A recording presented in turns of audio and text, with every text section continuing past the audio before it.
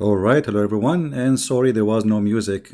By mistake, the microphone was off. Do you want to hear the music? We can play it, no problem.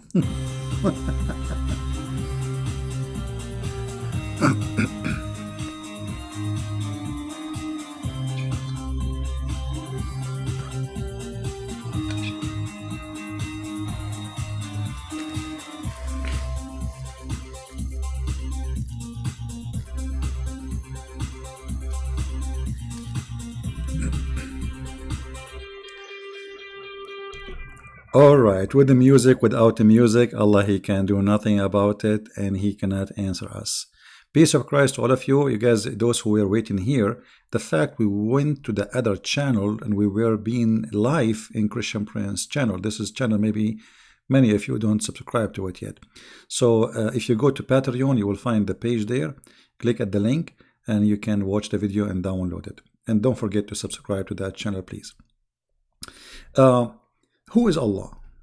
You know, we made many videos about this, but you know, every time we talk about it, we find how silly this religion is. As an example, if we go to the internet and try to find articles made by Muhammadan, who is Allah? This is an article made by Muhammadan. Allah is an proper Arabic name for God. Okay. Muslims believe in God, worship the same one God that the Jews and the Christian worship. That's, and not only that, some of them, they went further. They will say to you, do you know that the Arab Christian, they use the word Allah too? You know, the Arab Christians, this is why they are using the word Allah, because they are under the occupation of the Muslims. This is why if you move 1 meter away from the occupation of Muslim, you will not see a Christian using the word Allah. As simple as that. And this is a false translation for the Bible. Allah is not the God of the Christians. And we cannot find the word Allah in the Bible in any language.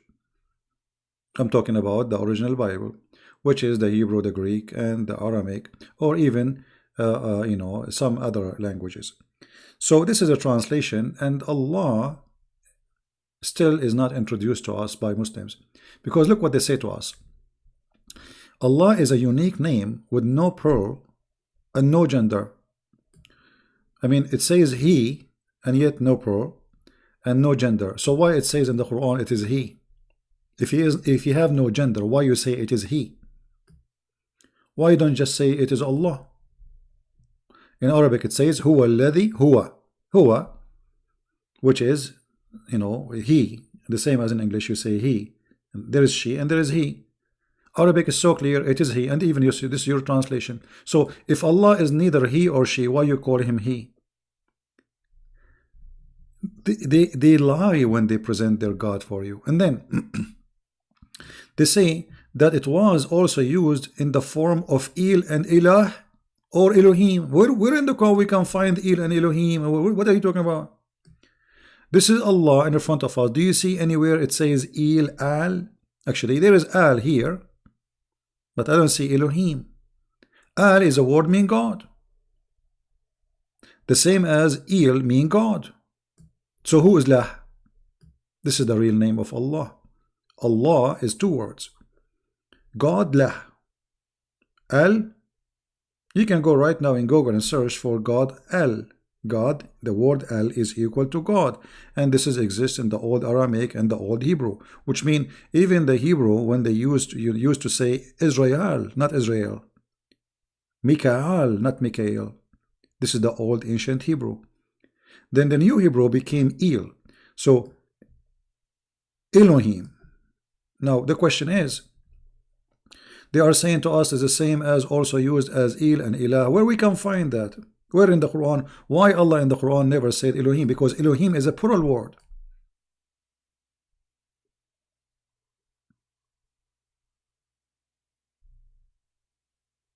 Where in the Quran? Why the Quran never mentioned the word? As long you are saying it's mentioned by David and Moses and Jesus, okay, that's wonderful. Where we can find Elohim in the Quran? Why they are posting something have nothing to do with their books? It's just to deceive you. Now the question here, who is Allah, still is valid, and nobody want to answer. If you search for other articles, there's many of them, nobody answer. We open this one, Discover Islam. Let us see who is here. Islamweb.net. Who is Allah? Do you think they will have an answer? No. Speeches. They don't even know what the name means. Who is a Muslim here? He can tell us what the word Allah means. If there is any Muslim here, he knew. Any Muslim? Didn't know. What Allah mean? The word Allah. I mean, every word have a meaning. What Allah mean? Didn't know, because this is not an Arabic word. The same as the word Israel. They do not know what Israel mean. If you ask a Muslim what Israel mean, he do not know. Okay, what Moses mean? He do not know. What Isa mean? He do not know. What Gabriel mean? He do not know. What Jacob mean? He don't know. So what do you know? All the names they have in their cult is a theft, including the name of their God.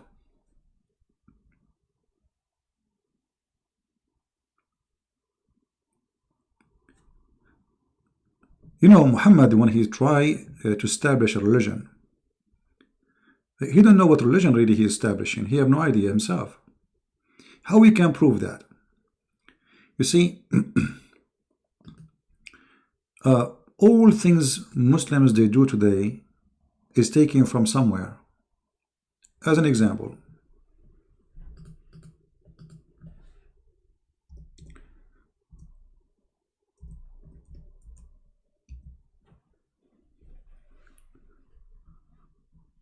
Muhammad, he used to fast a day, it's called the day of Ashura. Okay. What is Ashura? Any Muslim can tell me what this is Ashura is?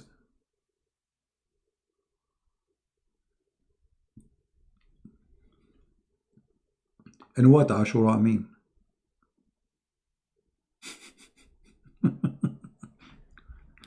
What Ashura mean?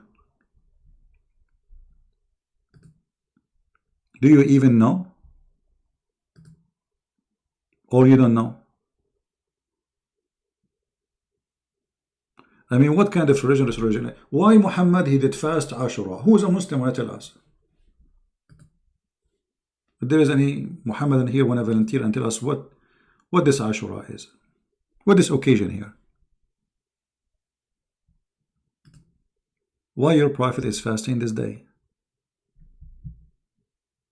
Anyone knows?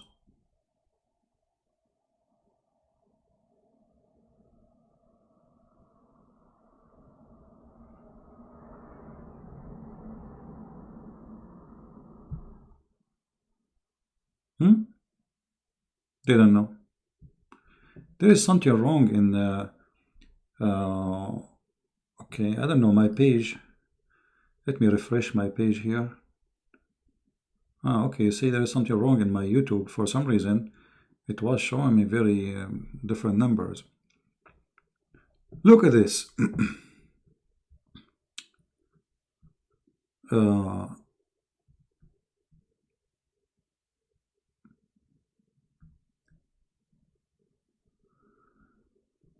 Look what Aisha she is saying, not me.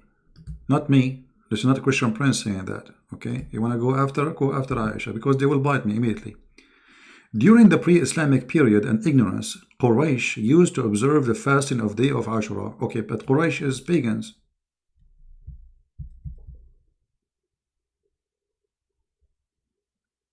Why Muhammad is observing the day of the pagans?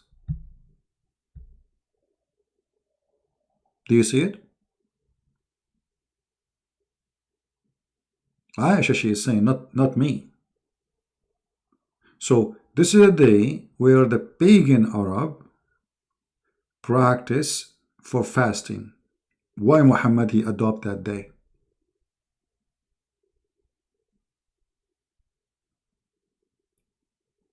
Here it says, but when he came to the Medina, he fasted on that day and ordered the Muslim to fast it.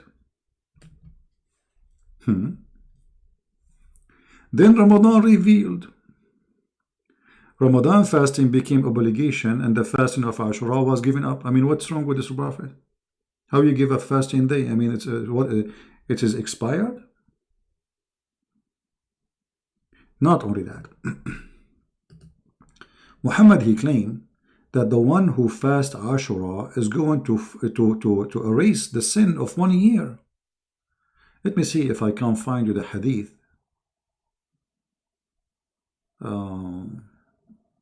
Here we go. Read carefully. And this is Sahih hadith. This is Jami' al-Tirmidhi. It says here, Sahih, hadith number 752. The Prophet said, fast the day of Ashura, for indeed I anticipate that Allah will forgive the sin of the year before it. Man, this is very powerful day.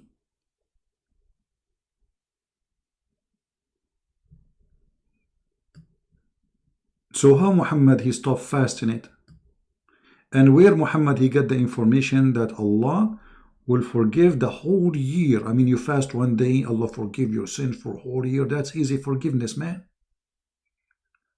So I go and I do all kind of a crazy stuff, and then I end having Ashura, and that's it. My sin is forgiven. Yeah, this is Imam Murrah, my friend. This is Imam Murrah. Yeah, his name is Abu Qatada Shish Kebab Murrah, getting your prophet busted. The same as we just get busted your friend in the other channel. Go watch the video, don't miss it, about your prophet. So who is this Muhammad, and what religion he is starting here? Why he is adopting fasting, claiming that this is a fasting will forgive your sin for a last year? But this is the fasting of the pagans. Different hadith says that this is the fasting of the Jews. So which one of them is lying? And if it's a fasting for the Jews, why you adopt the Jews? And how you confirm that this is a true fasting of the Jews? What if the Jews are if the Jews are lost? And even Muhammad, he claimed Allah, he cursed them, he made them pigs, monkeys, rats, lizards, all names, all animals. So why Muhammad adopt something the Jews are adopting? Do we have any Muslim have an answer? How fasting a day can erase a sin of a year? Where Muhammad get this from? And how this day is not important anymore?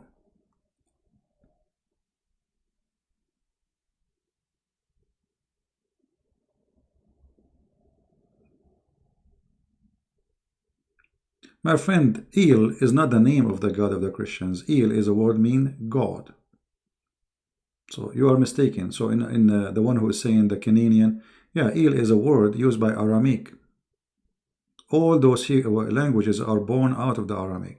So El is a word mean God. Doesn't matter which God. However, in the Bible is used. And when the Bible speaks about God, obviously this is the God of the Bible, not any God. Alright, so when you say Elohim, you are talking about the God of the Bible. Especially the name is mentioned in the Bible. Now, it's just a word. There is no name in the Bible for God. Like when Moses asked God, what is your name? What I will tell my people? He said to him, say, I am Yahweh, I am who I am. That's not a name. That is just, it appears like a name, you know. This is how you call me, this is my name. But what is the name? I am. There's no really a name.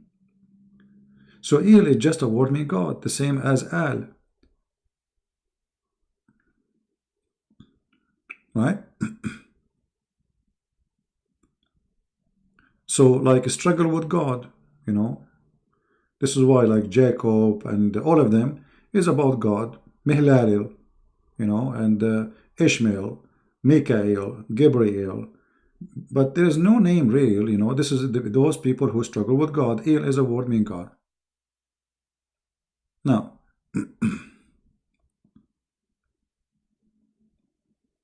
any Muslim will tell us why Muhammad is fasting Ashura and why he gave up Ashura? How a day can erase the sin of a year we can ignore? What happened? Allah changed his mind? Where Muhammad he received a verse saying fast this day? Any Muslim can tell us? They don't know. And just to show you the contradiction of this cult, where you cannot really follow the cult of Islam, because let's say you like the idea of Islam because it promises you a lot of females a powerful private part. The women bum will be 1 mile. Okay, maybe you are a sexual, dreamer.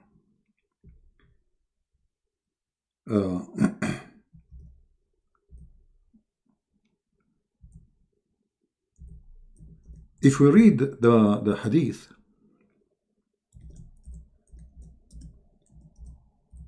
we will find tons of contradictions on those quote hadith.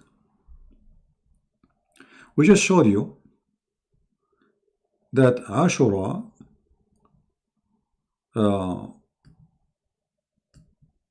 is a day where the pagan used to practice.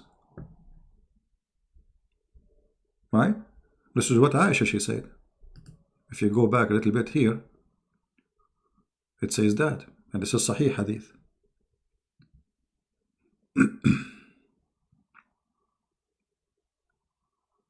In different Hadith, it says that this is a day for the Jews. This is the day where Moses, he passed the sea.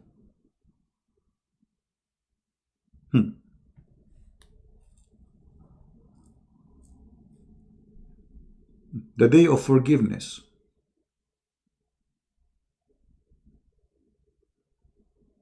How Muhammad he adopted this day?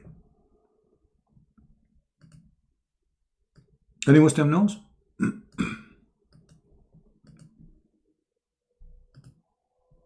Because this will tell us really a lot about Muhammad. Let us see. As long as no Muslim there to answer. Read carefully with me. And this is Sahih Muslim. They cannot say this is weak. Sahih Muslim, hadith number 1130. Ibn Abbas said, blah, blah, blah, blah, blah, blah, blah. Muhammad arrived to the Medina, it's full of Jews. He found the Jews observing the fast of day of Ashura. Do you see it? Who is the one observing this day? Ashura? The Jews. Okay. Muhammad said to them, what is significant about, what is the special about this day that you observe fasting on it? Which means Muhammad, he have no idea what this day is. He never heard of it. Is that, guys, clear? Is it clear that Muhammad, he do not know what this day? What do you think? Anyone he think I'm wrong?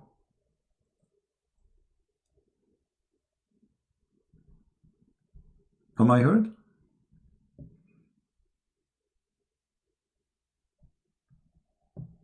He didn't know, right? Because if he knew, he will not ask. Do we agree? He is asking them clear answer. What is special about this day you observe fasting? They said, this is the day, is a great day when Allah deliver Moses and his people from and drowned the Pharaoh. Look at this. Muhammad is a prophet of God. He want to teach us about Moses and about Jesus, but he never heard of this day where Moses, he passed over the sea. How he learned that? Did he learn it from Allah? No. He just asked the Jews what this day is. Then how suddenly he make it this day, if you fast this day, is better than fast, like it's going to erase the sin of 1 year.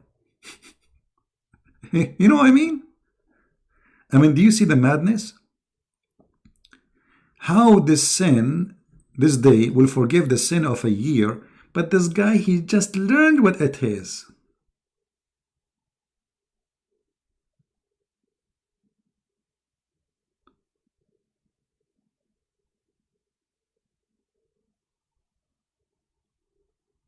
Do you see how we got this funny, filthy, liar, cult leader busted?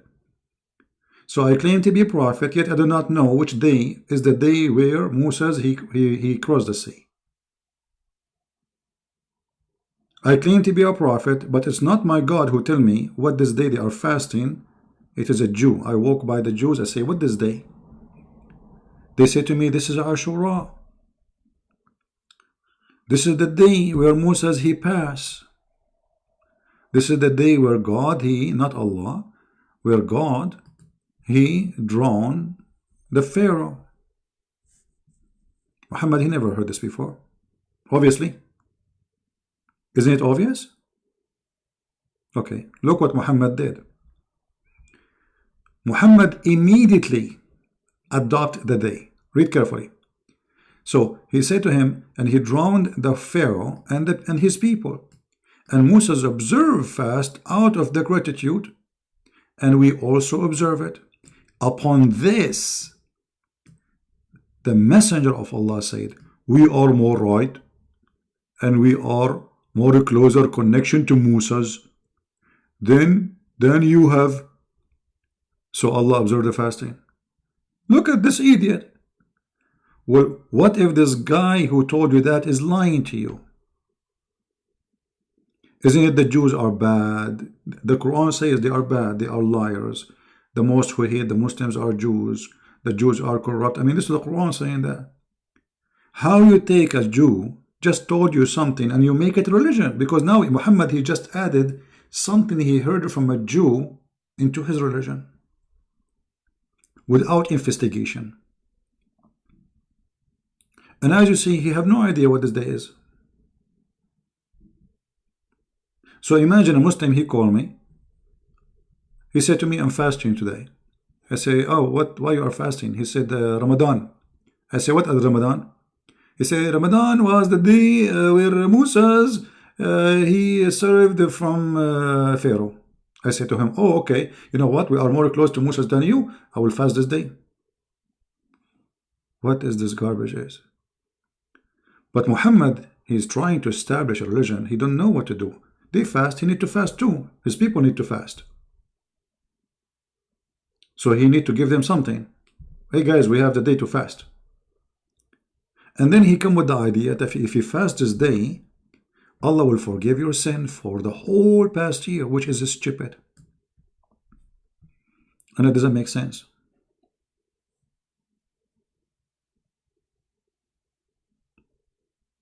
Because that means I can go and do all kinds of crimes and then just fast a day at the end of the year and bingo. I mean, what a big deal fasting a day. Actually, I fast every day. I fast without fasting. I mean, you know, for me, I eat like once a day most of the time, and which means for the coming 24 hours, I don't eat. That will make my sin gone. That's it, one day. Here is a great example that Muhammad is just a fraud. Without investigation, he adopted the day, and not only that, he make it the great day. Suddenly became a day of forgiveness. Just because a Jew, he said that to him. If you go in different hadith, you will see Muhammad, the Jews, they got him busted that he is copying them. So look what he said. The Jews, they start saying, this guy, whatever we do, he tried to do the same. Once Muhammad, he was leading a prayer in a funeral for somebody, one Muslim maybe, because Muhammad, he pray only on Muslims. The Messenger of Allah used to stand up for a funeral until the corpse was placed in the grave. Read carefully, guys. A learned Jew.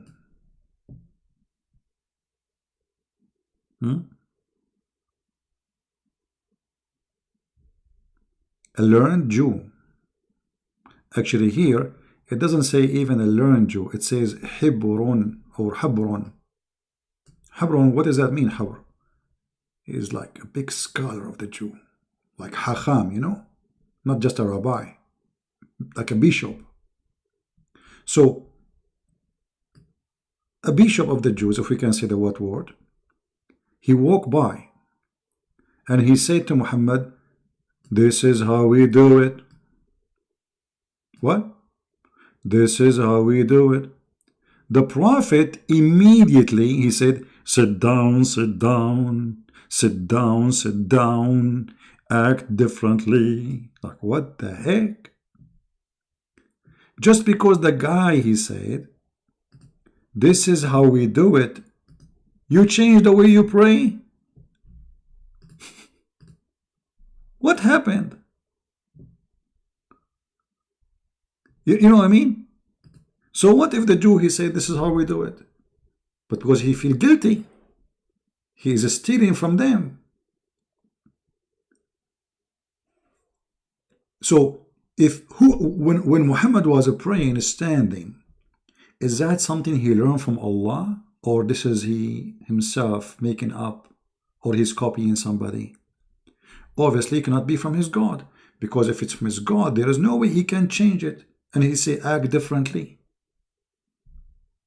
I mean, what act differently? You change the way you pray just because a Jew walk by and say this is how we do it? How stupid this action is.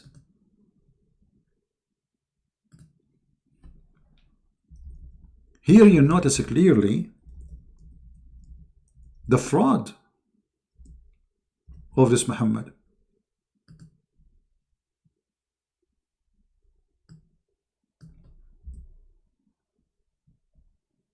Literally a fraud. How you change the prayer? I mean, are you authorized even to change the prayer? Isn't it this is from God? You are just a prophet. Who are you? A prophet of God, he cannot really change the prayer. You know, he have to confirm. He have to receive a message from his God, you know, saying to him, okay, change it. Okay, but first of all, why he told him to do it this way?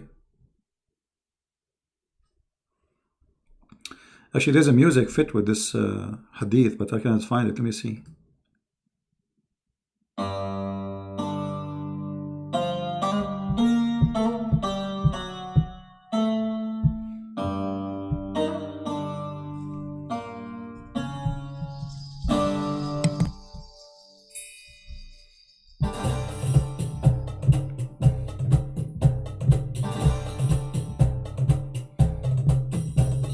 This is how we do it. This is how we do it. This is how we do it. This is how we do it.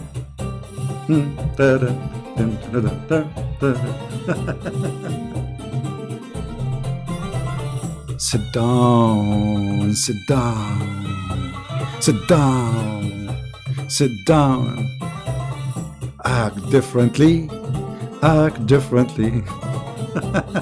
Actually, this is not the music I want, but this is a there's a song I cannot find. It fit perfectly with this stupid hadith. Sit down, act perfectly. I mean, who in the world want to believe that this is a prophet of God?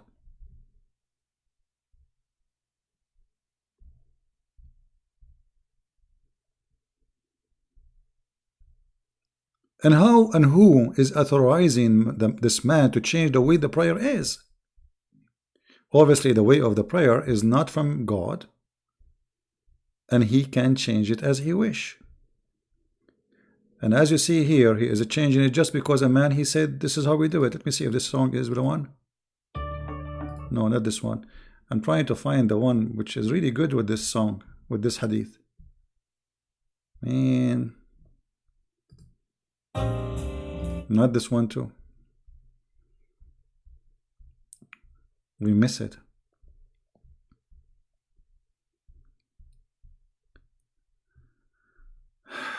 Oh boy. No. I cannot find it, sorry. Do we have any Muslim have any comment about this? Who gave the authority to Muhammad to change the prayer from standing to sitting? How fast it is to change the way you pray as a Muslim just because a Jew, he said this is how we do it? What if Muhammad was walking by, sorry, a Jewish was walking by and Muhammad eating using his mouth, and the Jew, he said to him, this is how we do it. Muhammad, he will eat from his nose? Not only that, he says, act differently from them. Did you see it? Not only he said sit down, and act differently. They see us. They are looking at us. We should act differently. Because if we act the same, we got busted. look what Hamza is saying, guys. Look what Hamza is saying to us. Mr. Hamza is saying the Prophet was inspired. Muhammad never inspired. There's nothing is called inspiration in Islam. Your Prophet here received messages from Allah through the angel Jibreel. What do you mean inspired? Show me where Muhammad inspired.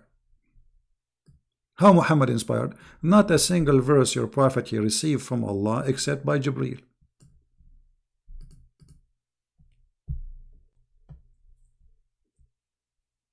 Right?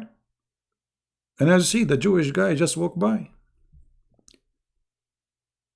Why Allah? Okay, I will go with you. Guys, did he say he was inspired by Allah? Okay. That means Muhammad was not inspired by Allah when he was praying standing. He was inspired by the devil, because this is the wrong way. Right? If Allah is the one who told him, sit down, act differently, then who is the one who said to him, stand up, and pray this way? The devil?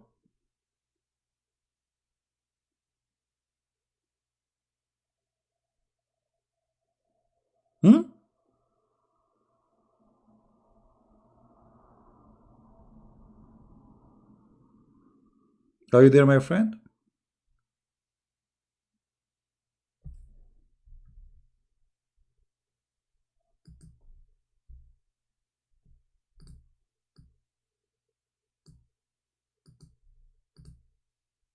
What happened to Hamza? 16 says the Prophet was inspired.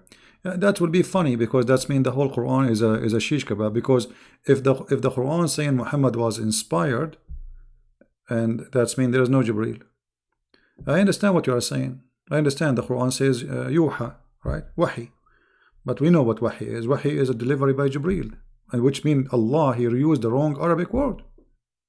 Because wahi is inspiration, and there is no need for Jibreel. But Muhammad never received inspiration, he received delivery. Which means the Quran, again, proven to itself to us to be stupid. Because how you say that Muhammad, all the Quran received it by delivery, and then you use the word wahi, which means inspiration. And you are right, the word wahi means inspiration. وَإِنْ هُوَ إِلَّا وَحْيٌ يُوحَى, chapter 53, verse number 4. But Muhammad never received inspiration. He received delivery from a guy, his name is Jibreel. He is the pizza guy.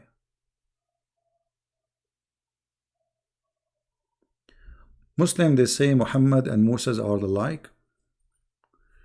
I will tell you why. I will give you an example. Muhammad, he have a great testicles and a penis. Okay? Muhammad, he have a great testicles. We just showed you the hadith, if you remember. In the, I don't know how many of you watched the video, by the way. I just made a video 15 minutes ago. You can go to Patreon and click at the link, and you can see it. If you remember that there is a hadith where the Jews accuse Moses that he have a problem with his penis and his testicles.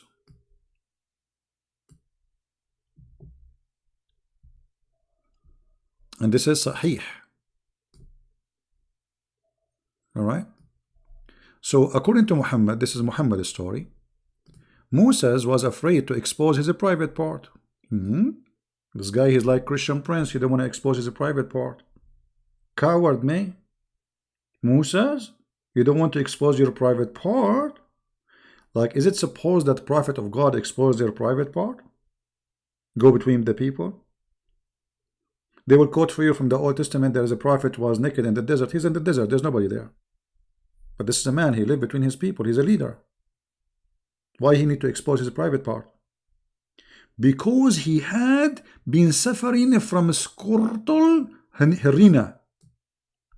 What? So one day he took a bath in the water and he placed his garment upon a stone. Who's telling the story? This is coming from Muhammad. You know? The Muslim, they will say, Sabi, It doesn't say Muhammad CP. It says Abu Hurairah CP. Okay, Abu Hurairah, he got it from where? The stone began to move on quickly. If. The stone now is acting as a thief, stealing the clothes and the underwear of Prophet Moses. Then he followed it, and he struck it with the help of a stone, saying, "Oh stone, oh my garment, oh my wallet, oh my cell phone." See what? Don't ever let your clothing or wallet or in a rock next to the beach. So he chased the stone, and he was screaming, saying, "Oh stone, oh my wallet, oh my garment." And then until he stopped near a big gathering of the children of Israel. And this is how they saw that his balls and his penis are very healthy. Actually, in different hadith it says this. Look at this.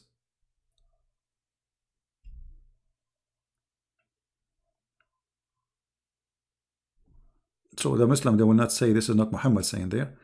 Narrated from Muhammad and Messenger of Allah. He is the one saying the story, as you see. So he keep running after the stone. My clothes, stone, oh stone, my clothes. He's running now after the stone is naked. So Allah, he made the stone stealing his clothes. So every single person in Israel, including women and children in the street, because he's in the street, will see Moses' private part. Then, and Banu Israel, the children of Israel, they had a chance to see his penis. Moses' penis like was wee. And then when they saw his penis, they say, by Allah, Moses does not suffer from any element. True story. You know what? Imagine if we Christians believe in this story, what the Muslim would do to us. Imagine if a Christian prince, he come to you one day and he told you, I put my clothes in a stone next to the beach, and then I was in Miami, and you know, I want to take a shower. I took a secluded place because I don't want anyone to see my private part. And then Allah, he made the stone run with my clothes, and then I chased the stone until I arrived to the downtown of Miami, or Miami Beach Boulevard. And then all people in Miami Beach, they start saying, wow, look at this, man. His is so good, man. Actually, they were saying, this is so good to be true. So Muhammad is the same as Moses. This is what they say. I mean, madness. Yeah.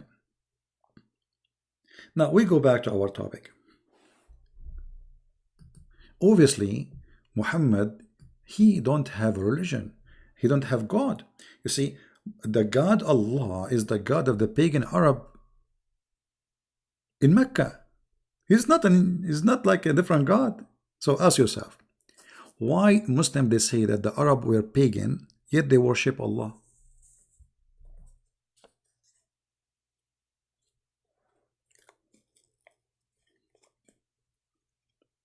Why we have almost 600 people, guys? Come on, if you are a Muslim, invite your 4 wives and 70 kids. Osama bin Laden, he have what? 45 something brothers. If we ask Zakir Naik about this story, why Allah, he did not tell Muhammad about the fasting of Ashura? He learned it from the Jews. Zakir Naik, he will say to you, Christian Prince, first of all, the Prophet, he have all the information. But he came to the Jews and he challenged them and he was questioning them. It was like a quiz. You know, you go to the school, they give you a quiz, A, B, C. So the Prophet said to them, quiz number 1. What is this day? This is what the quiz. He said to them, read carefully. What is special about this day? This this was a quiz, brother. He knew, but he's asking them to see if they are studying very well. Okay, Zakir Naik, but he is asking them if they knew. They are fasting already that day. I mean, hello? Exactly. And you are stupid. They are fasting that day, but maybe they do not know why they are fasting. So they are driving, but they do not know what they are driving. Okay. That makes a lot of sense, Dr. Zakir Naik. And on top of that, the Prophet, he said to them, what is significant about that day? Which means he knew it is significant. If. I never, you know what, Zakir Naik, I never thought about this before. He knew already that it's significant at that day. Exactly. Do you see it said, he said to them what is significant? That means he knew it's significant. That is top intelligence. And tell us more. And if you read with me, it said, in this day, Moses, he overcome the Pharaoh, and Pharaoh was a drone. So it was a drone day. It was a drone day. Is that the drone like you go with this little tiny thing with remote control? And Christian Prince, I told you 1,000,000 times, you are stupid. Drone, read English. You don't speak English, you don't speak Arabic, and you are going to debate me. Okay, sorry, I thought I was saying a drone. I mean, there is an airplane these days, they use it. This is not, you're stupid. You don't speak Arabic. Okay, so now Prophet Muhammad, sorry, he was examining the knowledge of the Jews. But why he did not observe that day before he made this quiz? I will tell you. Because the Prophet, he was going to confirm that this is the day, and he was not sure. So he is not sure about the date, but not about the incident. Your Prophet, he knew about it, but he did not know what the date. I never thought about this. So how he can confirm the date? I mean, is a Jew. Don't the Jews, they lie according to Islam? Exactly. And the Jews are big fat liars. So how the Prophet, he accept a Jew statement to choose the day? Maybe this is the wrong day. Christian Prince, first of all, the Prophet, he was asking a good Jew, not a bad Jew. Okay, how you know he is a good Jew? He just went in the city and he saw the people, they are fasting. How he learned that this is a good Jew? I will tell you. A good Jew, when he is answering, he takes his head. As an example, I'm from India, and I'm talking to you now. And look at me. Do you see how truthful I am? Okay. So if he shake his head, that means he's truthful. If he don't shake his head, that means he is a liar. Exactly. And the Prophet was observing that. And actually, if you read in the text, it says, Moses observed fast. And the Prophet was observing what Moses observed. Oh boy. That's a lot of observation here. So just he walked by, and a Jewish guy, he said to him, this is the day where Moses was fasting and we fasted. As simple as that. Huh? So if Muhammad walked by and Christian Prince, he was there, and Christian Prince, he was a Jew. And Christian Prince, he was drinking Black Label. And Prophet, he said to him, why you drink Black Label? Christian Prince, he said to him, because Moses in this day, he drink a Black Label. Moses observe it. Muhammad, he will just observe it blindly? Shouldn't he investigate such a day? And how in the world Muhammad, he come with an idea that this day will forgive your sin for a year, the past year? Obviously, this person is a fraud. He just copying people around him trying to establish a religion. The same, he copied the word Allah from the Arab before him. If you go in the Hadith, you will see this.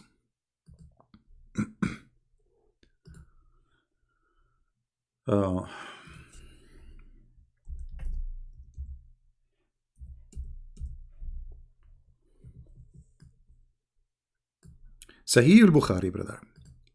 We used to worship stones, and when we found a better stone, than the first one, we would throw the first one and take the better one. And this is where the black stone is coming. The black stone was exist before Muhammad, before he was born. And the Arab were kissing it and licking it before Muhammad he was born. So those Arab, they always worship stones, and if they find the strange stone, they follow it, they worship it.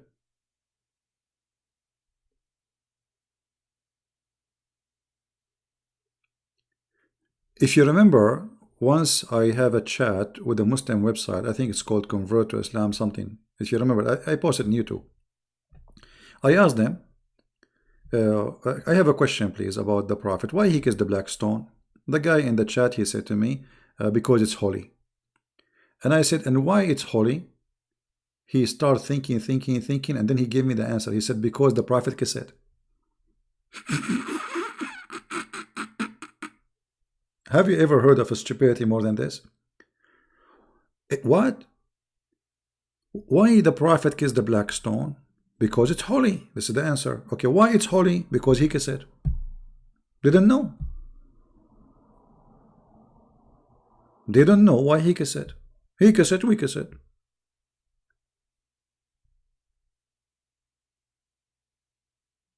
The same as the Jew, as Muhammad, he said, he saw the Jews fasting the day he fasted. He saw the Arab kissing the stone, he kissed it.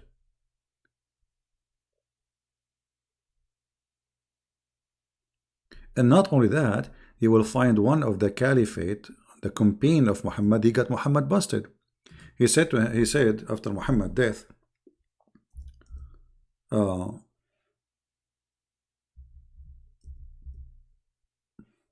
he said, this is Omar saying that, and this is Sahih Hadith, I know that they are useless stone. You're useless stone. Omar said, came to the black stone and kissed it. And he said, no doubt I know that you are a stone and can neither benefit anyone nor harm anyone. How more you want to prove that this is a pagan practice? Had I not seen Allah Messenger kissing you, I would not have kissed you. Do you see it? But look, Muhammad, he said that the black stone is going to come in the judgment day, is going to have eyes.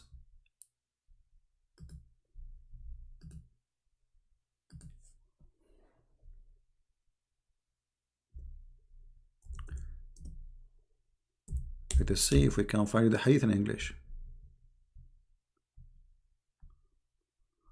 Oh, Lord have mercy.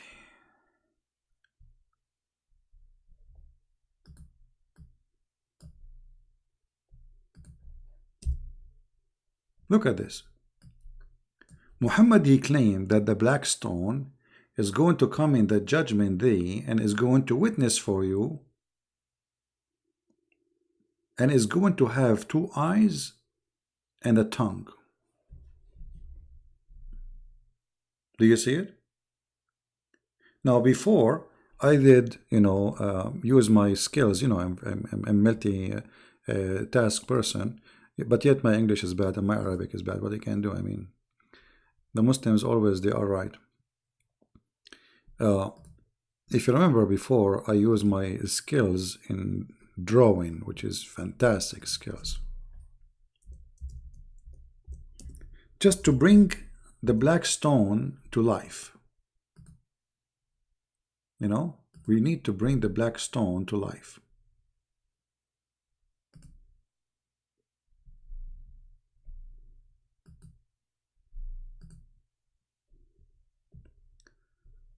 So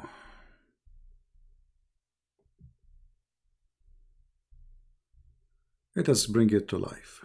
I'm just looking for an image.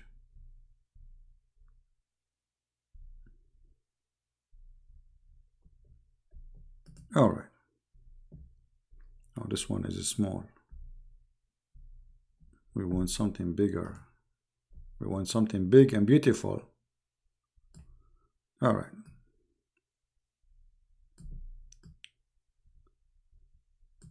So according to Muhammad, the prophet of the Muhammadan, who is very powerful in bed and sex. He have the power of 30 and 40 men, who his private part never sleep, as they say, which is proving that he's a prophet. This stone is going to have 2 eyes and mouth and tongue. So this stone is going to be like this.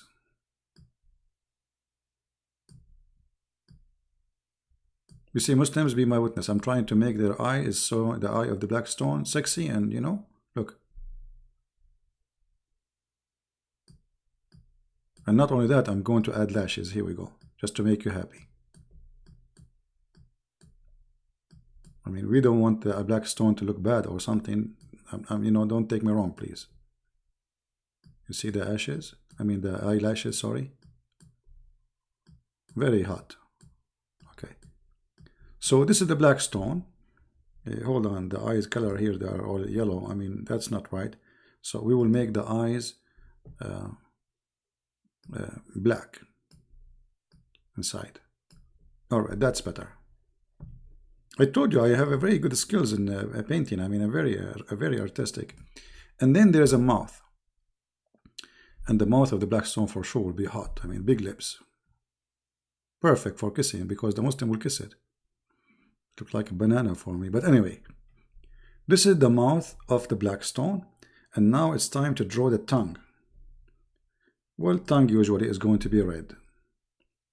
So this is the tongue.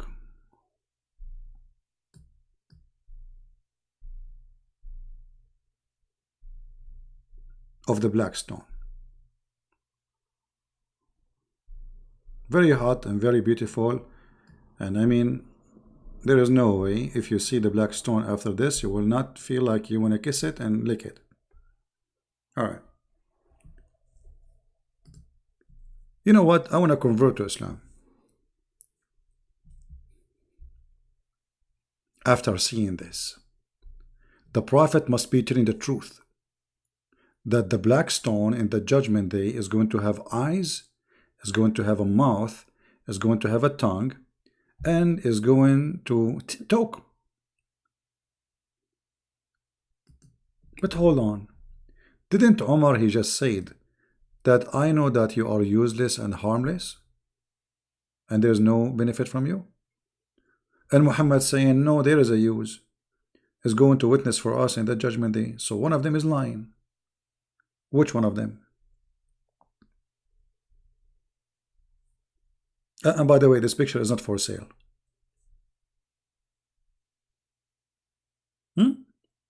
Which one of them is lying? Muhammad or Omar?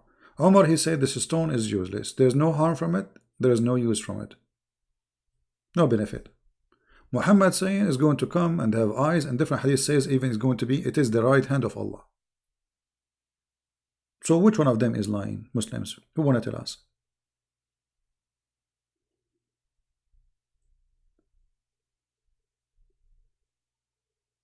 Okay, I'm going to make a drawing, and the winner, he will get this picture. Okay. What a crazy cult. And the funny, they call us pagans. The funny that Muhammad they call everybody pagan. They call Christian pagan, Jewish pagans, Hindus pagans. I mean, they call everybody pagan, and they are not pagans. Yet they are kissing stones, and they believe that those stones are holy. And not only that, let me take a selfie. You know, I want to make a print of this picture, in case like the museum they contact me or something, you know, or any art gallery. Go, like smile, Blackstone. We will come back to you later, okay? Take care. Now, listen to this. The black stone, there is no stone in the black stone. Do you know that the black stone does not exist no more? There is a small, tiny stones inside. Let me show you. Look at this picture. Do you see those stones? There's no stones. The rest is the black. There is wax. This is wax. There is 7 or 8 little tiny rocks in the size of your finger, and they place them inside that wax, and the Muslims are kissing them. You believe it? Look with me. This is a stone. It's a rock. We cannot say a stone. I mean, you know, this is one here. This is one here. I think this is one here. There is, I think there is 7 or 8. I forgot really. Where is this? Where is the black stone? So if this is a stone is going to witness for, this is the stone of Allah. Why you need to do maintenance to it? Can't Allah preserve it? Allah, He sent it to you. 8 rocks. I forgot to count them before, but I forgot how many. Because the stone of my grandfather have 11 rocks, you know, different stone, because it's from different village. Muhammad is from different village. They have 7 or 8 stones. What is this? Let me show you how they do maintenance to it. There is videos you can watch. I wish I can show you the YouTube videos, but you know there is copyright over them. Let us see. I will look for maintenance.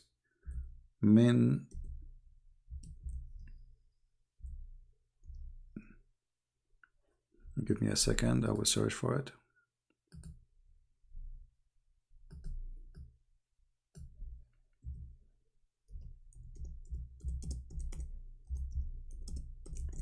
And this is additional proof that Muhammad is a fraud.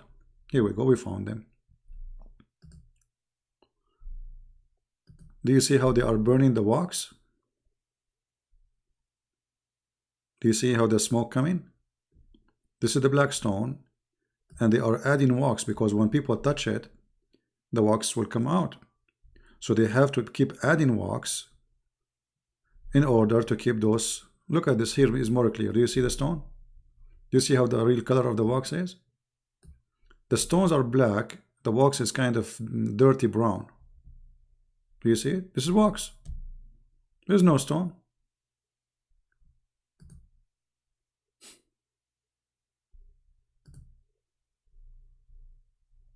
So how this can be from God?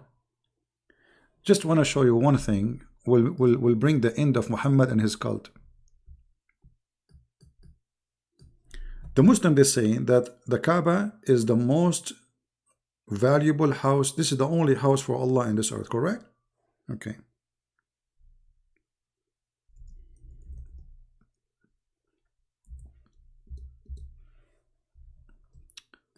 Look with me. The house of Allah is flooded by the sewage. In Mecca and Medina, there is no sewage. Always through history, there is no sewage. They have a septic hole, you know. I mean, there is a hole beside the house where all your dirt and poop go there. And actually, this is the case for most of Saudi Arabia. So when the rain comes, it's going to take whatever there, whatever in the houses. All the poop will come out, the rain, the dirt, the mud. All of it goes and cover the Kaaba. Look at this. Okay, question. The Muslim, they say that the house of Allah location is chosen by Allah. I mean, don't you see that your God Allah is stupid? He could not find better place than a flooding place. I mean, I choose my house in a place where it's going to be flooded and all the poop will come to it. I am God. And not only that, let us say Allah maybe He did not notice there is a flood there. Can't Allah He raise the land? He can say, raise up, go up, go up. The Saudi, after they get the oil, they start spending a lot of money, hundreds of millions of dollars, to prevent the flood from coming to the Kaaba. Why Allah don't solve the problem without the American engineering?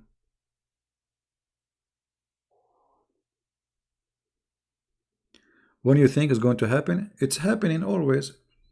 You see the flood of the Kaaba, it used to happen every year, but maybe now, I don't know, there's no pictures of the Kaaba, but as you see, there's tons of pictures, you know.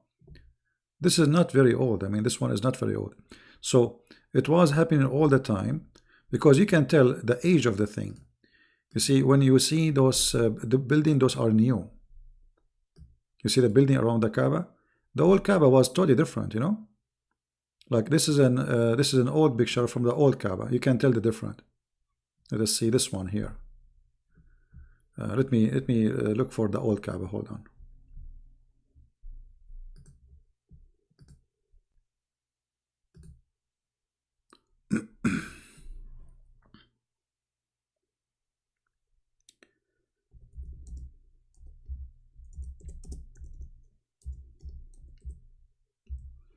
The old Kaaba, it looked really funny and looked really bad. Let me find you some pictures. There we go. This is the old Kaaba. Look at this. Look what we have today, marble. And look, this is the Kaaba. Do you see it? Few tiny houses around it. That is the Kaaba. Look at this. This is not long time ago. Do you see it? This is the Kaaba. Small, tiny square, smaller than my backyard. Honest to God, my backyard is way bigger than the whole Kaaba and the whole village around it. This is the Kaaba. Look at this. Look at this.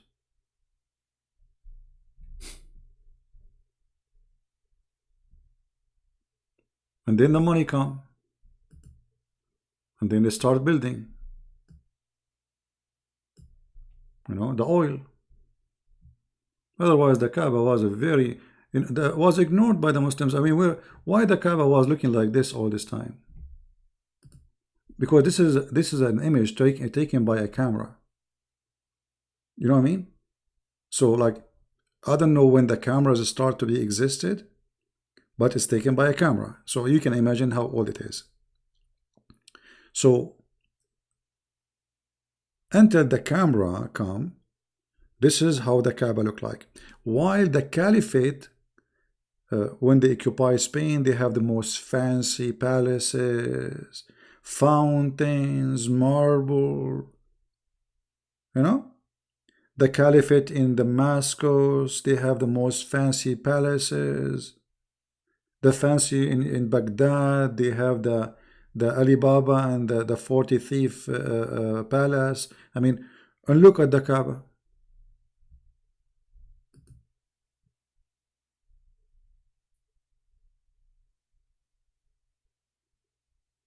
Now they have marble. They have even the air conditioning have like a mist air conditioning. I mean, if you go right now to the Kaaba, you will not believe this is the same Kaaba. What is inside the coop? There is nothing. It's a room. And actually, the Kaaba used to be without a roof. If you have my book, you will see the reference that the Kaaba used to have no roof. And the reason they install a roof for it, you know, the Arab, they used to be in competition. There is 26 Kaaba in the Arabian Peninsula. And every town have their own Kaaba. It's the same, you know, it's a marketplace. It's like a bazaar. They buy, they sell there, and worship in the same time. So at night, the one who don't like your Kaaba, they want to bring customers to their Kaaba. They come at night and they throw garbage from the top of the roof, from the top of the wall. This is why they keep making the wall higher and higher and higher, and then at the end they decide to install a roof.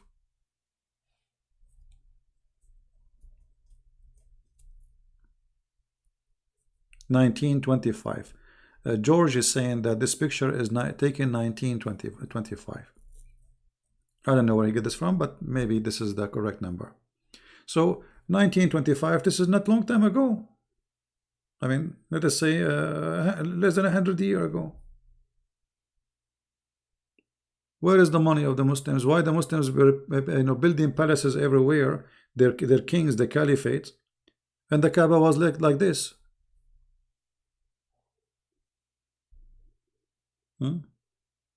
But anyway, the most important thing for us, if the Kaaba is the house of Allah, why the house of Allah is flooded?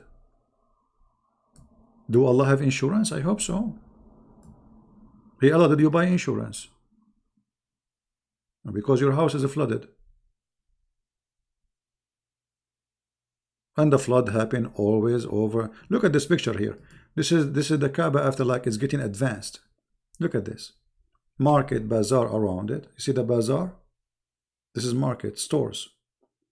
And there is a fence, like a fence you use for a dog or something. I don't know if you can see it. And people go around and look, the Kaaba is empty. Why there's no people? Nobody. Look.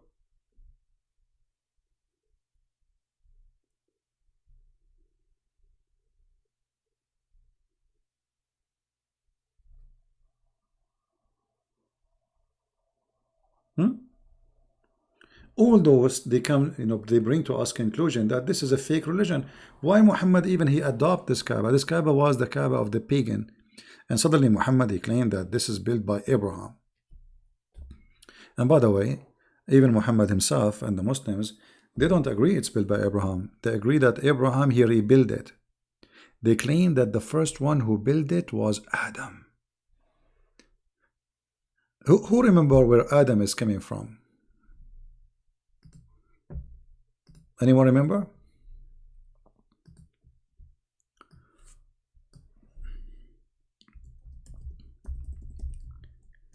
According to Muslims, Adam is coming from India, specifically from Sri Lanka. And this is the footprint of Adam. But as you see, this is a temple for the Buddhas.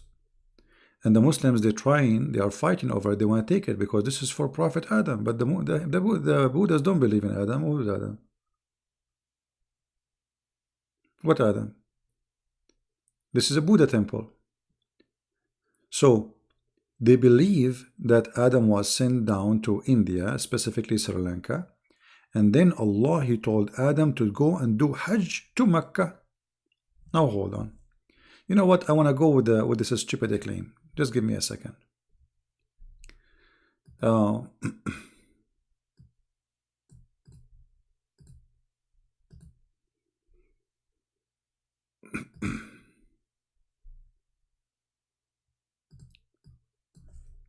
want to go to Sri Lanka. All right. Forgive my ignorance. I'm not so good in geography, so I need to see the map. All right. By the way, if you don't believe me, you can search right now, and you will see the Muslims in their websites. They are agreeing that Allah he sent Adam to Sri Lanka. All right. So Allah he sent Adam to Sri Lanka, and then Adam been ordered to go all the way to Mecca. All right. No problem. No problem, brother. I mean, how convincing the story. Okay, how Adam he went from Sri Lanka all the way to the mainland in India. I mean, he is the first man. This guy, remember, there's no airplane, there is no boat, there's no ship, there's nothing. He is just a naked man sent down to earth. And by the way, even they believe that Eve, she was sent down in Yemen, or some they say in Jeddah. So imagine what happened. Looked like the parachute, went wrong. One took Adam to Sri Lanka, the other one took Eve to, and how they met again, don't ask them. So Sri Lanka is an island, and in order to go here, you have to cross the ocean. I mean, it doesn't matter how small the area is. Let us say, I don't know, I'm not from that area, but as you know, I mean, I've never been there. But let us say it is 3-4 hours by boat.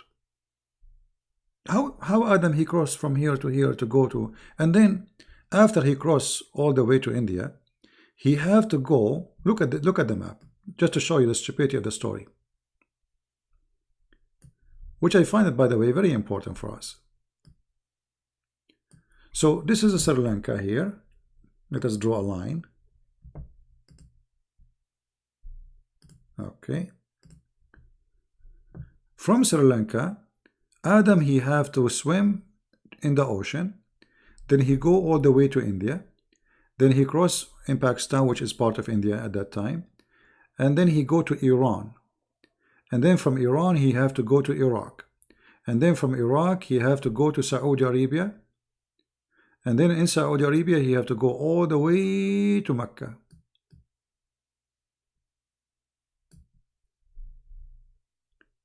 And according to them, Adam, he did that 40 times during his lifetime, which means Adam, he go backward, forward. He go back to Sri Lanka. His house is in Sri Lanka. He's a Sri Lanka. And here, by the way, you notice the roots of the Hindu religion. Because why in the world, from all religions, all locations, the Muslim, they choose Sri Lanka to be where their father is coming from? Are you getting what I'm saying? What made them think that the first man, he is an Indian?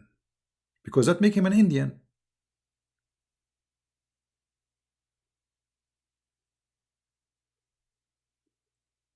And this poor Adam, he went backward, forward 40 times. Again, number 40. You remember? The Prophet was given the power of 40 men in bed. Here we go. Adam now, he went to Mecca and he went back to Sri Lanka 40 times.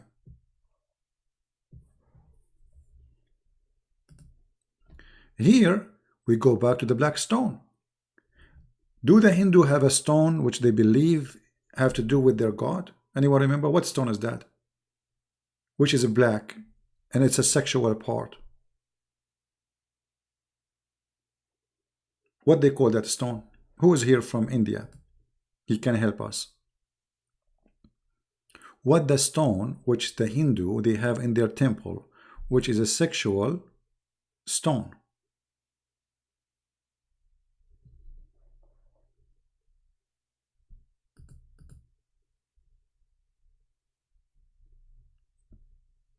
Shiva stone, lingam, whatever you call it. This is exactly what the black stone is. The black stone was made in the shape of a vagina. Did you notice? Did you ask yourself why the black stone is in the shape of a vagina? I mean, what this shape for? Where this shape is coming from? Why it's like this? I mean, even now, there's a small tiny rocks inside it, but yet they have, the frame is in the shape of a vagina.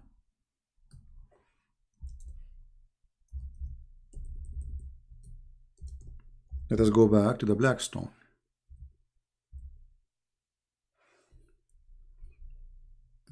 This is the black stone, as you see. Look at the shape. What is the shape is about? Why it's like that? I mean, what is this?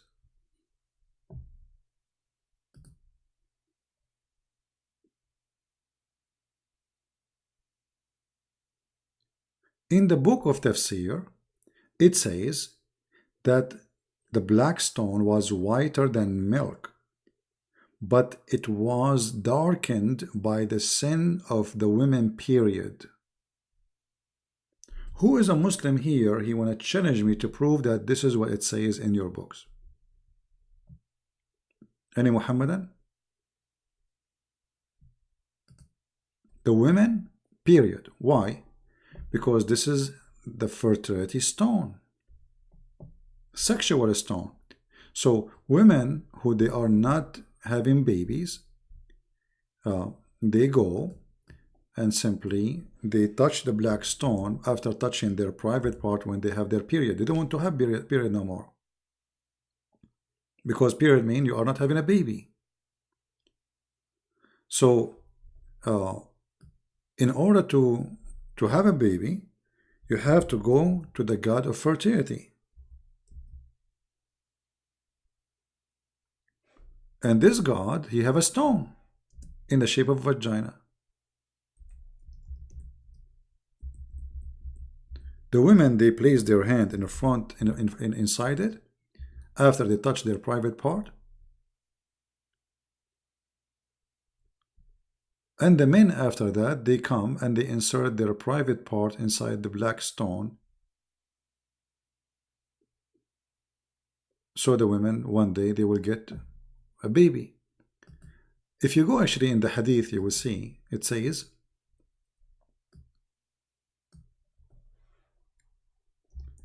that the Arab, even after Muhammad became a prophet and he controlled the Kaaba, they used to go around the Kaaba totally naked. The Muslim, they will say to you, oh, those are the pagan, those are not the Muslims. But the Muslims, they used to be one of them anyway. And why they are going around the Kaaba naked during the lifetime of Muhammad, and he is in control of Mecca now?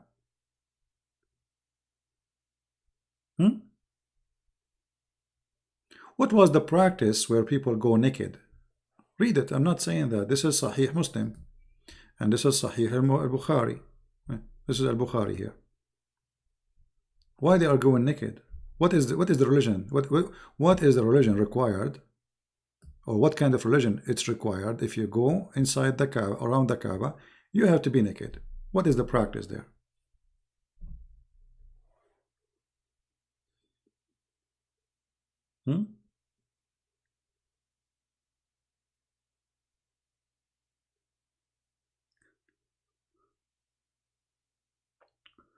So here you see that Allah, as a God, He is a stolen name from God, who Muslim today they are trying to deny, which is the moon god. And the funny, you will see somebody, well, how the Muslim they worship the moon god, but the Quran says don't worship the moon. Well, who said the moon god is worshiping the moon? The moon god is the one in control of the moon, the God who is in control of the moon, and the sun god is the one who is in control on the sun. So each one of them, he is in control of certain element. Do you understand, guys, what I'm saying? When we say the moon god, doesn't mean that the moon is the one who is the God.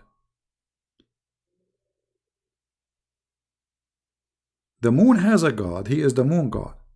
The sun has a God, he is the sun god. The reason the Arab, they worship the moon god, because they hate the sun. The sun killed their animals, make them thirsty, extreme heat. They are living in the extreme hot desert. The moon is nice, it's kind, it's the time we sit, have fun with family, and we talk, and we make poetry, and we sing. It doesn't harm us. So there was a competition between the sun god and the moon god. Those who worship the sun god are those who live in, like a cold area, which makes sense, because simply they need sun, it's cold. And those who live in a very warm, hot area, they worship the moon god. However, the religion, they were in competition between which one to worship, the sun god, the moon god, which means you might find somebody who live in a cold area and he is worshiping the moon god, and vice versa. And the number of those who worship this god or that god, it changed by time. So sometimes the majority became the moon god worshipper, and sometimes the sun god worshippers.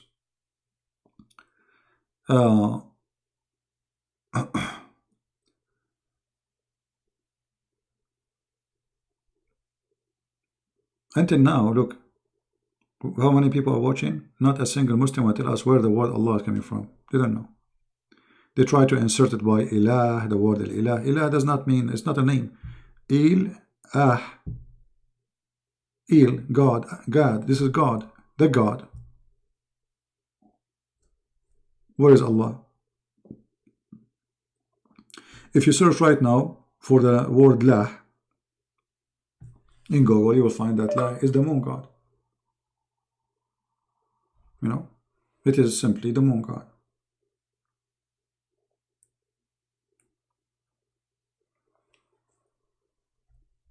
And by the way, the name is not the problem. The problem, they still observe the same religion. The Kaaba, the black stone, praying in direction of the Kaaba, it's the same cult.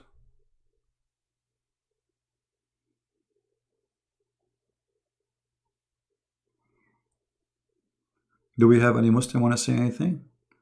Hey guys, did you watch the video which we made just an hour ago before we start?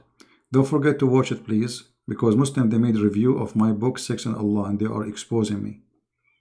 And I'm proud of it. I'm proud of their review, actually. Don't forget to go watch it. It's in the Christian Prince page. I don't know if the admin can post the link for you. Do we have any Muslim want to say anything? How does God function? Now, let us go to something else. Should I stop, guys, and continue tomorrow, or we continue? Who's getting tired? Who's getting tired? Anyone getting tired? Yeah, this is the link. Phil is posting it. Click in it, and you can watch it later. It's just, don't forget to subscribe to that link, because this is just another account of mine as a backup. We have many backup accounts. Subscribe there, and you can watch the video later. And don't forget to download it, by the way, and post it in your, because it's very good video. The Muslims are my helpers always. They try to fight me, but they are my help. Watch it and die laughing. Nobody is tired? You are not tired, but you talk a lot. All this time you are talking, you are not tired? Unbelievable. I thought you are tired. All right.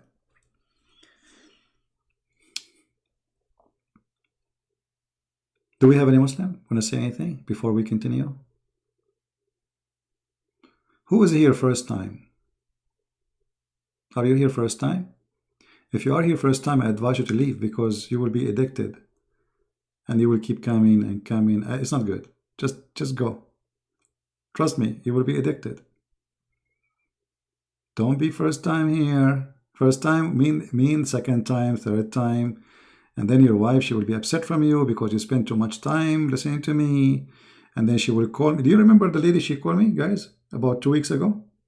Who remember her?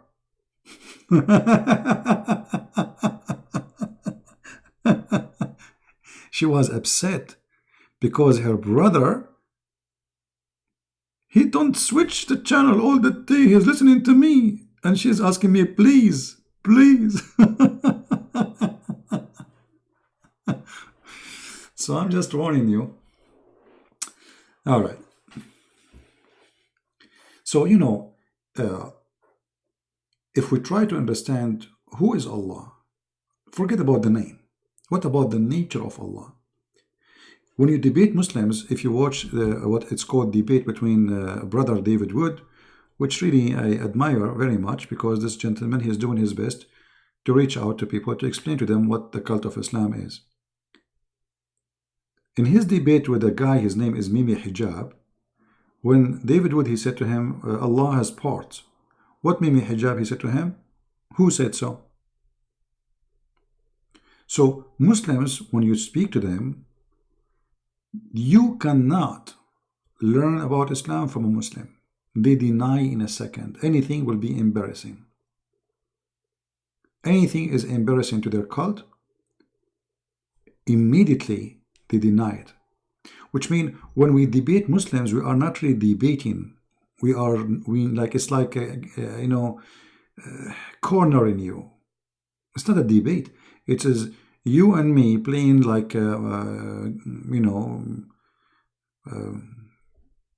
cat and rat, hide and seek. There's no debate. A Muslim will never give you a truthful answer unless he is from ISIS. Those people there, they don't care. They give you the answer as it is. Yes, Islam says this. But those who they are living in the West, they are ashamed of their cult, and they are allowed to lie. Let me show you something here, because many people, they are unaware that, like, you think that when you are talking to a Muslim, he will tell you what Islam is about. I mean, if a person, he is religious, he have a beard, obviously he's religious, right? I mean, come on, he will not lie. No, those Muslims, they are allowed officially to lie. Actually, they lie to each other. This is a business. This is the business they do always. Muhammad, he said that Allah, he gave a license for lying in 3 cases.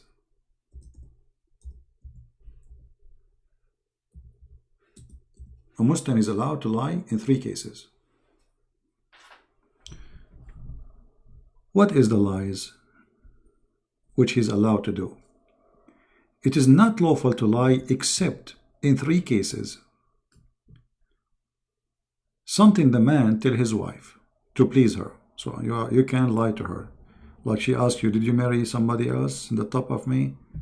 You say no. For sure, I love you. You are the only one. That is a good lie. As an example, lie during war, and Muslims believe that they are in war with us.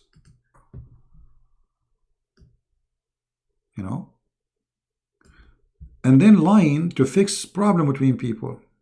So what we learn from Muhammad is that Allah approved lying, the wife lying to his wife, the husband lying to his wife, which is awful and ugly and disgusting. Imagine you marry a man and his God saying to him, lie to her. So you have no idea if he is saying the truth or not. And he will not feel guilty. He will never feel guilty lying to you. So good luck. Go and marry a Muslim. And then lying during war. During war. The Quran says that Allah, He will pursue against us until Judgment Day. That is war. Muhammad, he said, I've been ordered to fight all mankind and kill them until there's either they say there's no God but Allah and He is a prophet, and they convert and they pay the zakat and they pray as He pray and they worship as He worship and they slaughter as He slaughter, and then and only then He will stop shedding their blood and stealing their money.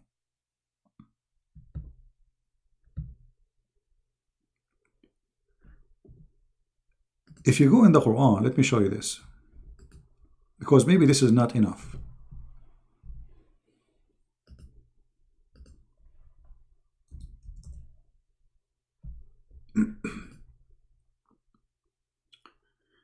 Let us hope that this website is working. You know, I apologize sometime. I want to go live on air, but my upload speed is bad. You know, my internet here is really good speed, but the upload speed sometimes is horrible, which is I need. You know, I do not need 400 download speed. I need 10 gigabyte upload speed. So my download speed is so fast, but my upload speed is horrible. Okay, the website of the Kingdom of Jordan is dead. Let us see again, try again. Here we go, it's working. All right. If we go to chapter 3, verse number 28, this is the official government website of the King of Jordan. This is why it doesn't work all the time. Like the King of Jordan. It don't function.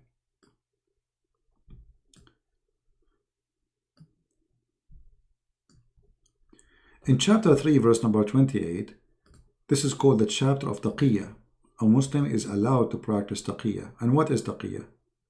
Read carefully with me. This is not my interpretation. This is the cousin of Muhammad giving interpretation. A Muslim, he is not allowed to take non-Muslims as friends.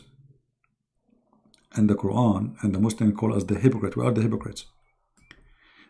Or the Jews or Christians as friends. So as become mighty and honorable, so a Muslim, he cannot respect really. So when a Muslim, he says, I respect you, he's just playing taqiyya. You know, lie. He's lying. He can say it, but he don't mean it. In a preference to the believer, the one who is sincere. Sincere about what? Sincere about, accepting you with honor, respecting you, or taking you as a friend.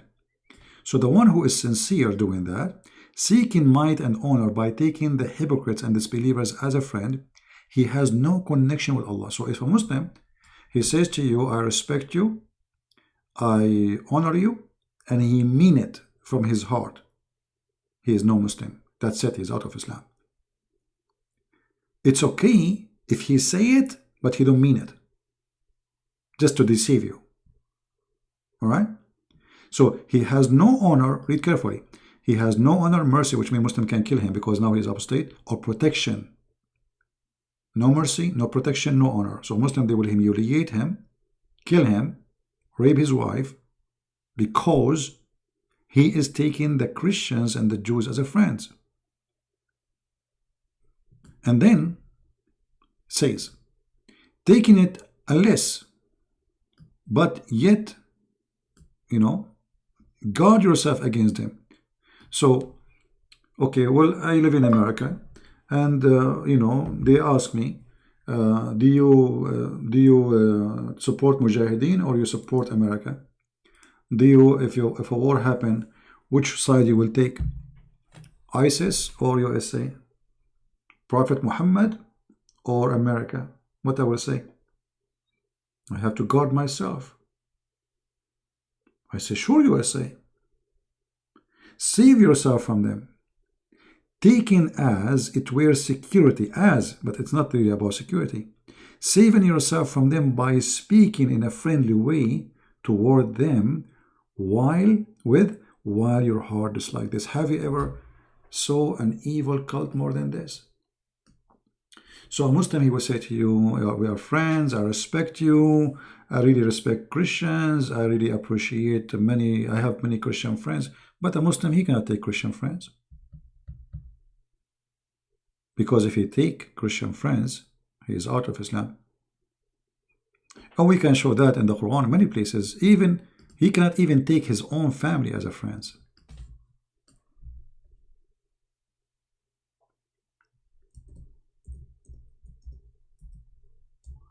If we go here,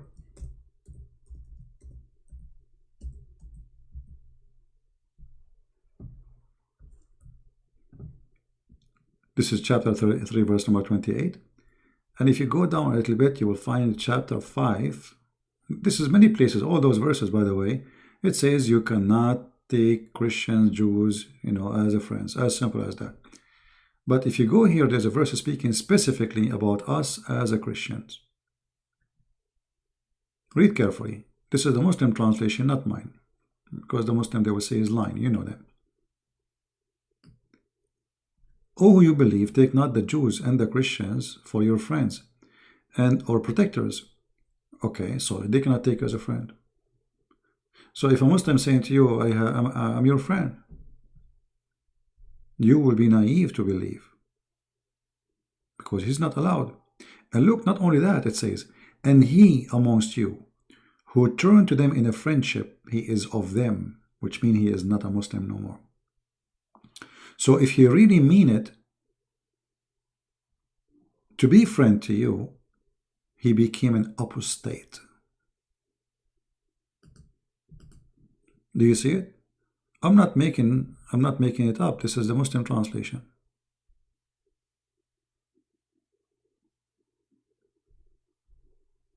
This is the Muslim translation. This is a Muslim website. It's not Christian Prince translating. Muslim say he's saying doesn't mean. Not only that, if you go to chapter 9, let us see.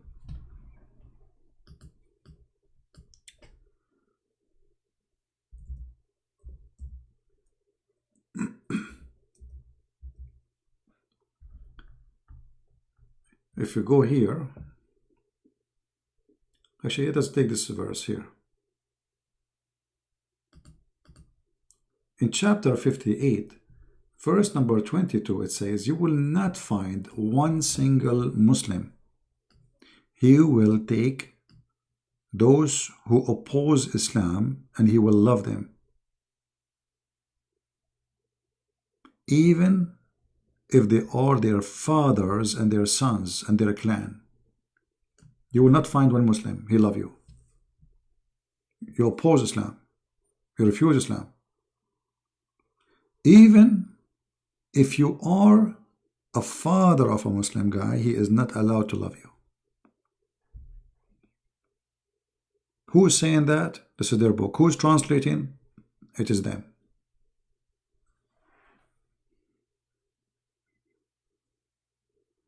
So who is this God Allah? There is no God Allah. This is Muhammad. He is seeking revenge from those who rejected him. Why Muhammad did not mention the Hindus, go fight the Hindus, Allahu Akbar? Because they are not there. We never even heard of them. Right? So why you concentrate in killing those who worship the same God, but not on those who don't worship your God at all?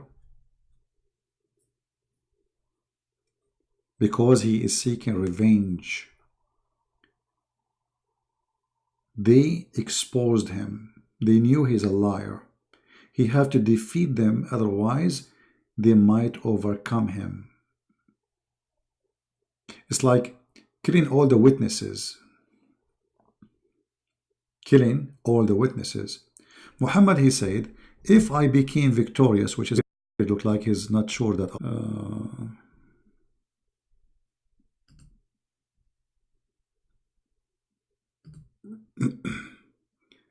we have a crash in the program. Am I heard, guys? Am I still heard? Okay, good. Because you know, suddenly the program I have here stopped and crashed. All right. Let us see.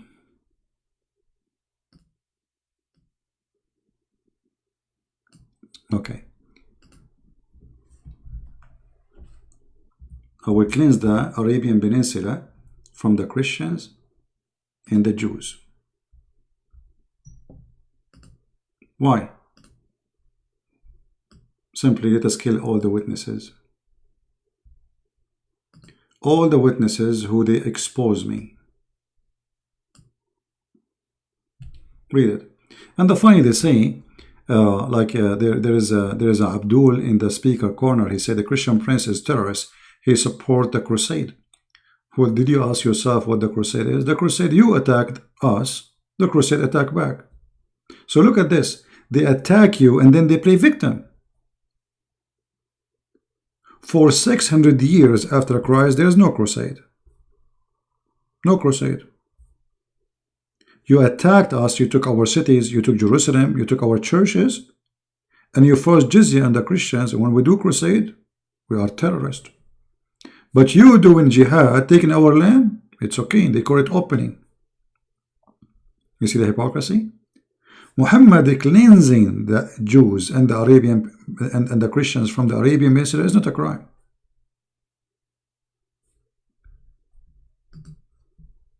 But if the Spanish, they kicked out the Muslims from Spain, it's a crime.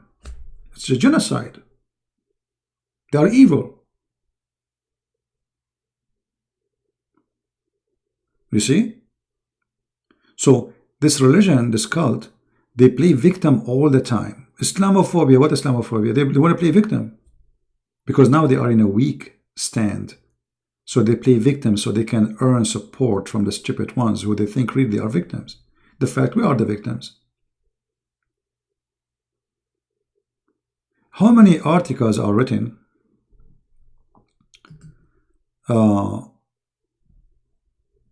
you know, that the Indian in India, they are discriminated. Right? Well, this is another stupid comment of Al-Qurtubi. You know, Islamic books is full of stupidity. You know, how he will knew someone he wasn't exist. I mean, stupidity, what you can say. In India right now, everybody's speaking about even Trump, or the Chinese, you know, like the Indian, they don't going to give citizenship to the Muslims, which is not really true. But guess what? There's millions of Hindus and Christians who work from India. They work in Saudi Arabia, Qatar, Emirat, Bahrain. They don't give them a citizenship even if they are working there for 30, 40 years. Even if they are family, they are born there. They don't even have a green card, which means residency. They have just temporary visa, working visa. So why, if you are a person who live in India for many years, you have the right to take citizenship just because you are a Muslim? But if a Hindu, he live in a land which is Islamic land, he have no right even to die there. Do you know that if a Hindu or a Christian or non-Muslim, he die in Saudi Arabia, he is not allowed to be buried there? Actually, there's an article, you can go and search it. It's called, you can work in Saudi Arabia, but you cannot die there. You cannot die there. There's no graveyard for Hindus. When? Where is the graveyard of the Hindus?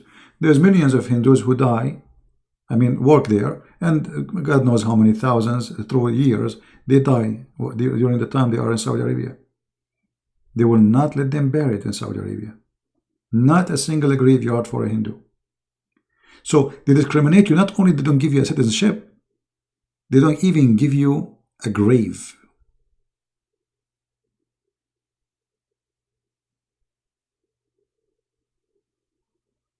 Yeah, history. Go and see what they did to the Greek people. What they did to Constantinia. This is our city. What they did to Romania. What they did to all of Europe. What they did to the Armenian. What they did to the Syrian. What they did to the Assyrian. But nobody play victim as they do. So you are Islamophobe. You are a bad person. You know, every day, every Sunday, there's attack in some churches somewhere in the world, especially in Africa, Nigeria, Ghana, Burkina Faso. I mean, everywhere.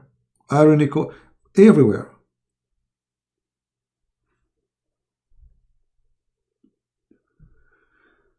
No one will go watch your communist religion channel. Keep blocking we Muslims. Communist? That's funny. No, my friend, you are the communist because you are sharing a stone to be kissed by everybody. This is communism. Isn't it? This is communism? Stone worshipping? Why you don't call me Mr. Omar? You are the communist, but in a bad way. You share women, you share slaves, you kidnap women, you exchange them. Do you want to show your reference?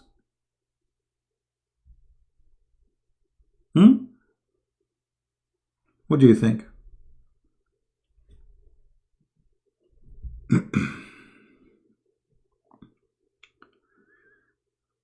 Hadith erase sin? Fever. Yeah, fever erase sin. Yeah, I mean, Muhammad have many stupid stories. Like, you know, if you have a fever, erase sin. And not only that, Muhammad, he said, I mean, this guy is mentally ill. Like, there's a hadith that if you have 3 kids, they die in fire, you go to heaven. What is that?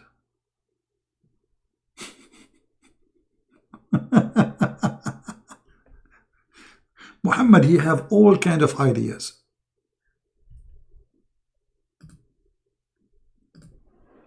Let me show you this.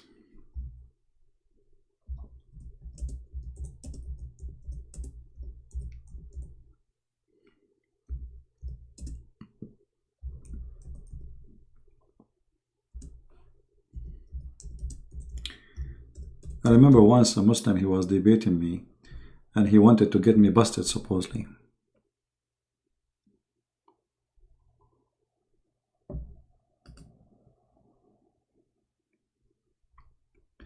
Let us see.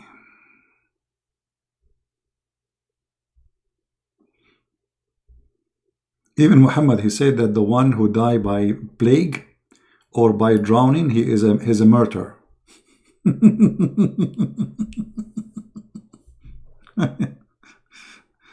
All right.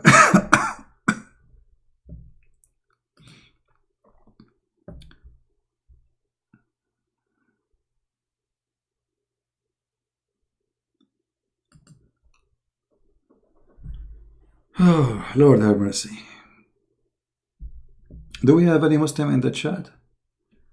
Except those Muslims who are calling me names, and suddenly I became a communist.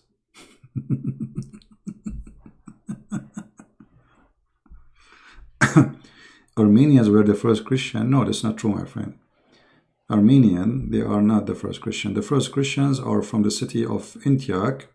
For sure, we are talking about it after the disciple, which means the first Christians are the Jews.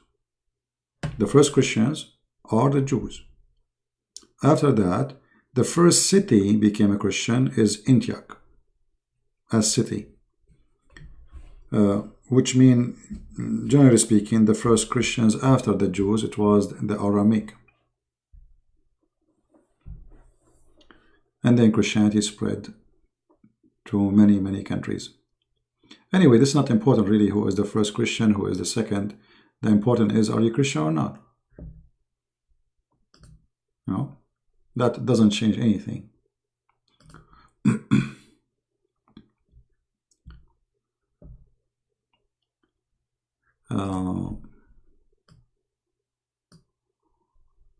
I know there's millions of stories Muhammad he come with about reasoning to go and seek forgiveness or get forgiveness. As you know, just to show you one of the forgiveness, which is obviously pagan practice. Muhammad he claimed that if you touch the black stone and the Yemeni corner, which I mean the corner of the Kaaba, it's called Yemen corner, and if you do that, that is going to erase your sin, as you say, which is obviously a very pagan practice and cannot be from a true God. How in the world anyone will believe that if I touch a stone, my sin is forgiven? How easy it is. The same as we saw in the hadith about Ashura. The one who fasts Ashura, Allah forgive the sin for him for the past year. So what do? You go do whatever you want the whole year, and then you fast one day, and all the sin is gone.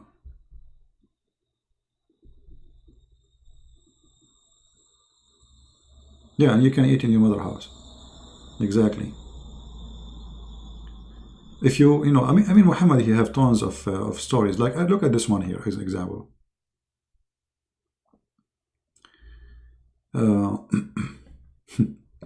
The one who says, praise be to Allah.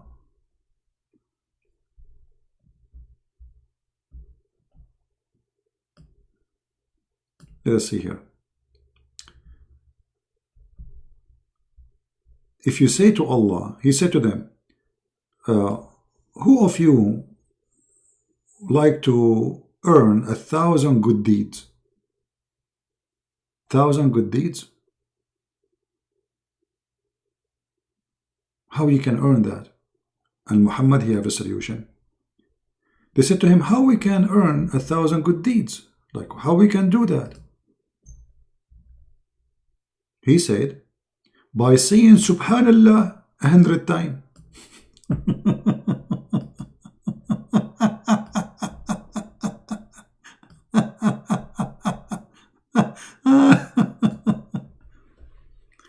I mean, what is this?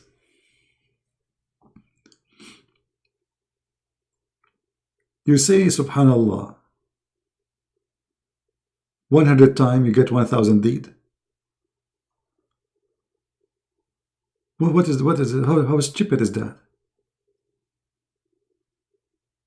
And not only that, good deed will be recorded for him, or 1,000 sin will be forgiven. Okay, how many sin we do a day? There's no way we'll do 1,000 sin. So what you need to do if you are Abdul Muhammadan, after you sleep around, sell drugs, and do all, in Islam anyway, that is lawful. But let us say you do all kind of filthy stuff. Before you sleep, brother, say Subhanallah, Subhanallah, Subhanallah, Subhanallah, Subhanallah, Subhanallah, Subhanallah, Subhanallah, and that's it. Your sin is gone.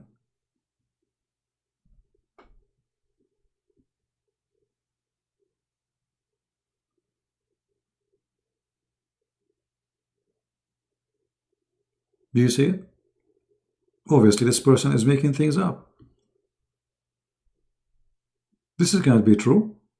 God will forgive my sin, all the sin I did, 1,000 sin, just because I say Subhanallah 100 times. That's very easy recipe. Hey, hold on. Look what Mr. Why you don't call me my friend? Omar. Hold on. Look what he said. What is the problem? Catholic pray 100 Hail Mary in their prayer. Yeah, but they don't say that this will forgive their sin. They are praying. They pray 100, they pray 1 million, 1 million. They are just praying. Nobody said to them, if you do that, your sin is forgiven. And by the way, you took the rosary, you Muslims, you took it from the Christian. This is why the rosary, you Muslim, you carry, have 33 stones. the age of Jesus. 30 stone in the necklace and the 3 stones at the end of it. That is the age of Jesus. Everything you have is a theft. Everything you have is a theft. You have no religion. Your God Allah is a theft. This is not the name of the God of the Muhammadan. He stole it from the Arab. Muhammad do not know who is his God. If I ask you, Mr. Umar, who is Allah? What Allah mean? Guys, do you think Umar he knew what Allah mean? Okay, listen to this. In the front of everybody, I challenge Umar to tell us, either by quoting me or in the text, what the name Allah mean. I'm listening.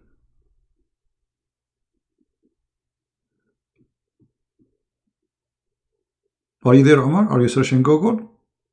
Don't tell me that you are worshipping Allah all your life and now you do not know what the Allah mean. What Allah mean? We don't know. We don't know. They don't even know the name of their God.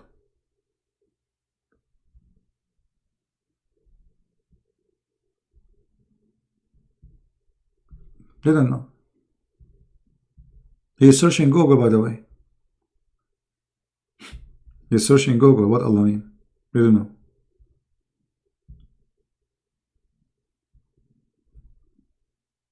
And this is a clear evidence that this cult is a stupid cult. I mean, people worship God they do not know. Look, hold on. Just guys, look at this. Let me take a selfie, not snapshot. I want to take a selfie for you, Omar. I will put you in the screen because you are fantastic, my friend. Guys, look at this answer. Hold on. Thank you, Omar, for the answer. I appreciate it, really. You are my helper, man. We really appreciate you. You are the best. Okay, Omar, he said,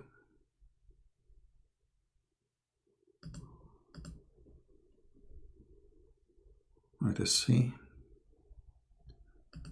Where is the snapshot right gone? Unbelievable.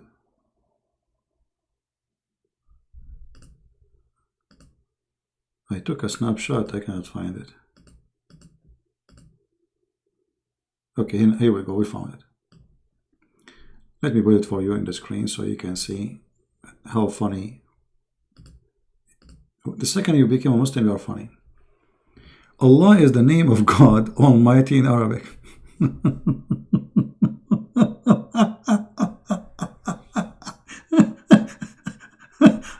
My friend, I'm asking you what the word Allah mean. You tell me is the name in Arabic? Are you serious?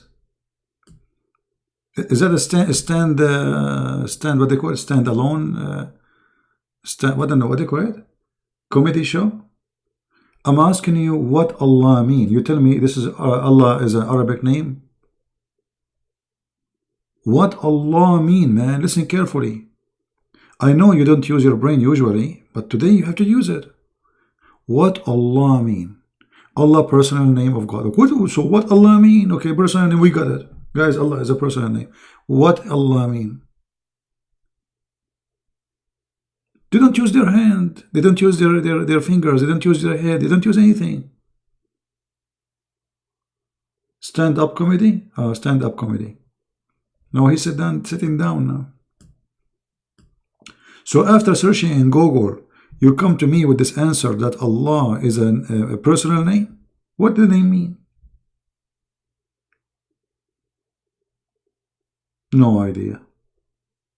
So you call him Allah, you do not know why? What this mean? Where the name is coming from?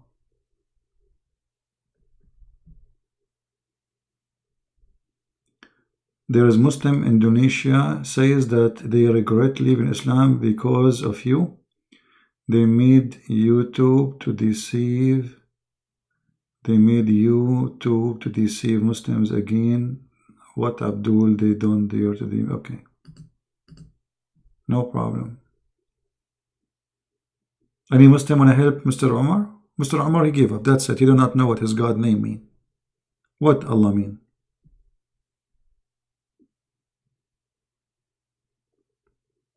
It's really funny. I mean, you ask him, what is the name of your God, Allah mean? He says, it's the name of my God, Allah.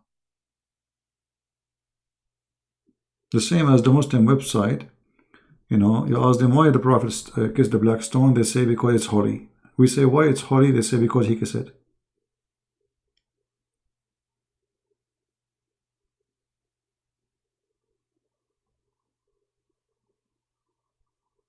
Any Muhammadan want to help Mr. Omar?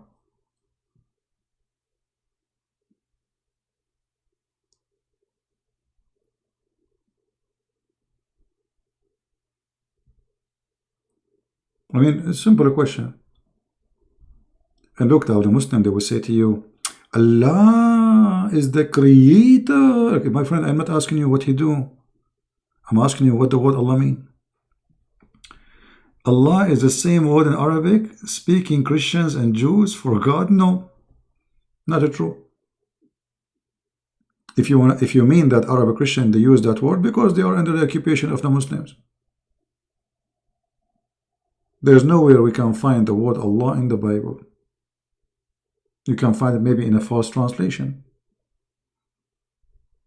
And this is not my question. My question is what Allah mean? You don't know. Used by who, not used by who? Not my question. You worship a God, you call him Allah. Shouldn't you know what the word mean? Isn't it a shame that a very simple thing about the name of your God you do not know? Is it a shame that we look in the internet, we find all the rubbish? Allah coming from Elohim, Allah coming from El. Where is that from? What Allah coming from Elohim? Still, what is that a name? Or is just a word mean God? You Muslim, you claim it's a name. As long as it's a name, okay, what the meaning?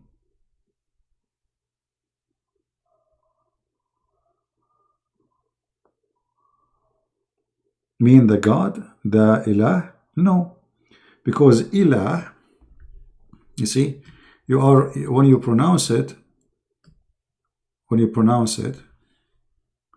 me show you. I don't know why my program is being crashed. Hold on. Maybe too many. Let's close this one.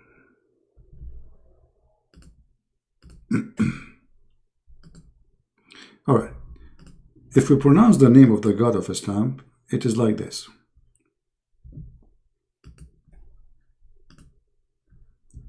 Al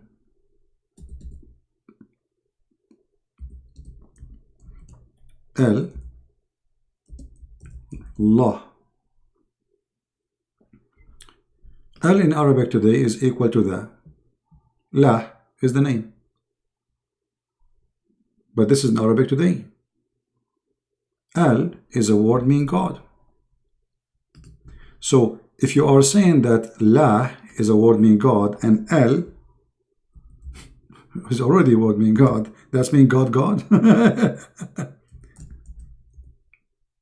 Allah mean God. La. Yeah, sometimes this program freeze.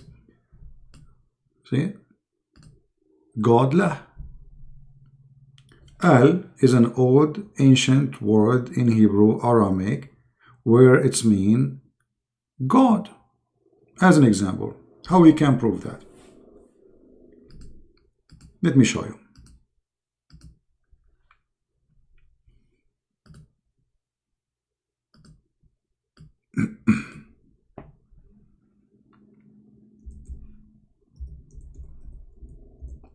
I will show you from the Quran.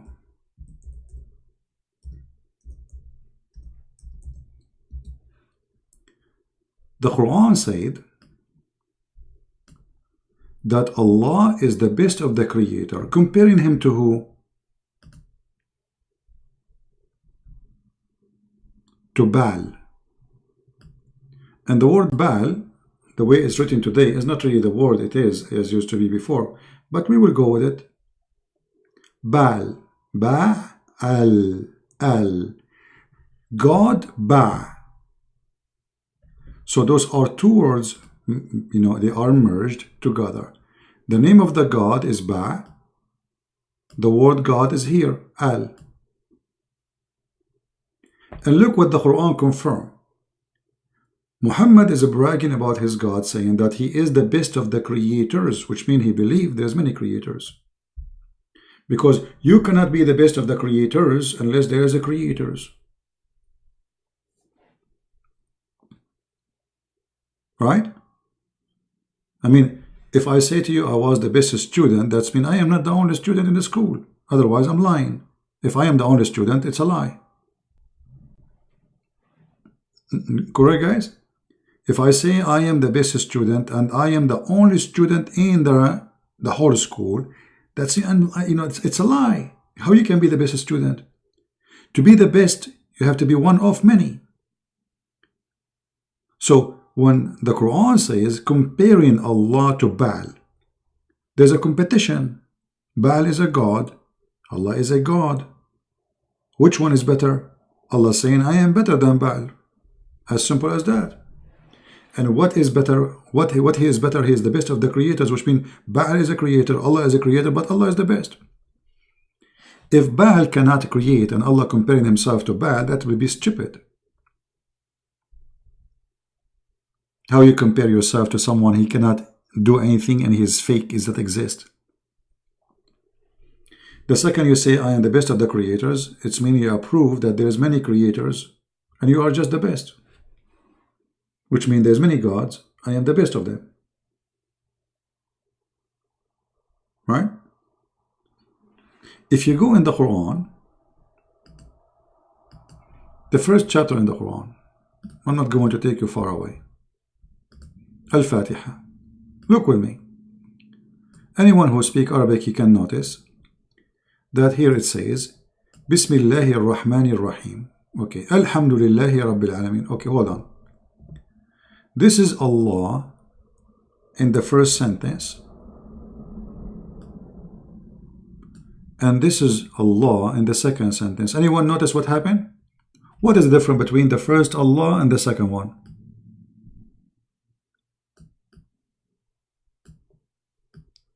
Anyone notice something missing? What is missing? Guys, I'm going to speak a little bit farther from the computer because my eyes really hurt. They are burning. But tell me please, is my voice still good? Is my voice still good? You know, I took like a little bit away because my eyes really hurting. You hear me good? I'm trying actually to avoid to look at the computer, but I mean, we have to. There is something missing. Alif, correct. Those who speak Arabic, they knew. This is Alif. You will see it in the beginning of the letter. Let me try to make it thin. Here, you see, here, this is Alif here in the beginning, but it's not exist here. What happened? What happened? Very simple. Because this is not part of the name. Al is just a word meaning God. It's not part of the name. You can take it off. So look what happened. The difference between the first Allah and the second one, the first one saying Allah, Allah, the second one saying Lillah. So Alhamdulillah, let me type it for you.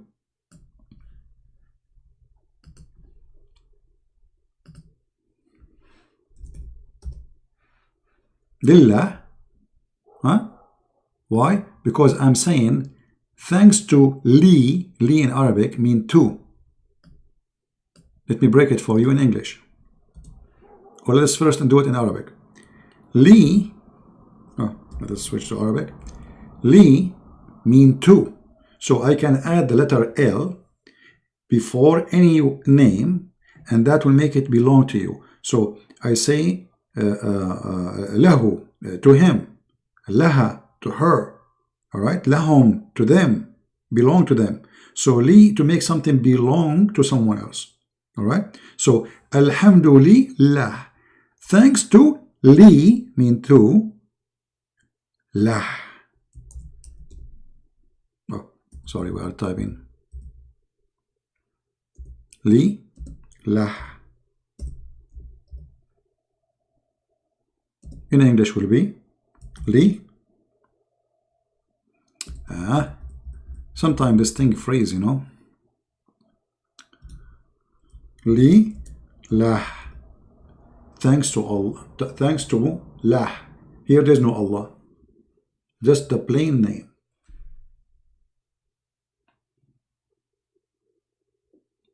Are we clear? And that explains why the first one have Allah, the second one, I mean, both of them is Allah, but one without L, one with L. Okay, what happened? You cannot take letters from the name. A name will never be changed.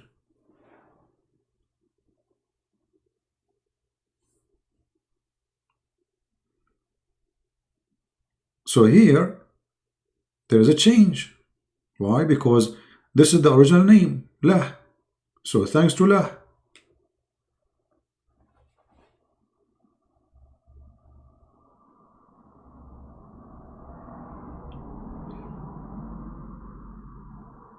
If there is any Muslim want to say anything?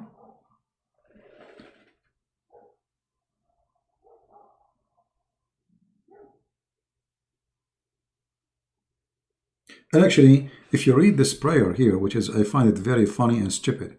Look at this. Supposedly the one who is speaking here is Allah. Okay. How Allah is talking, he says, in the name of Allah.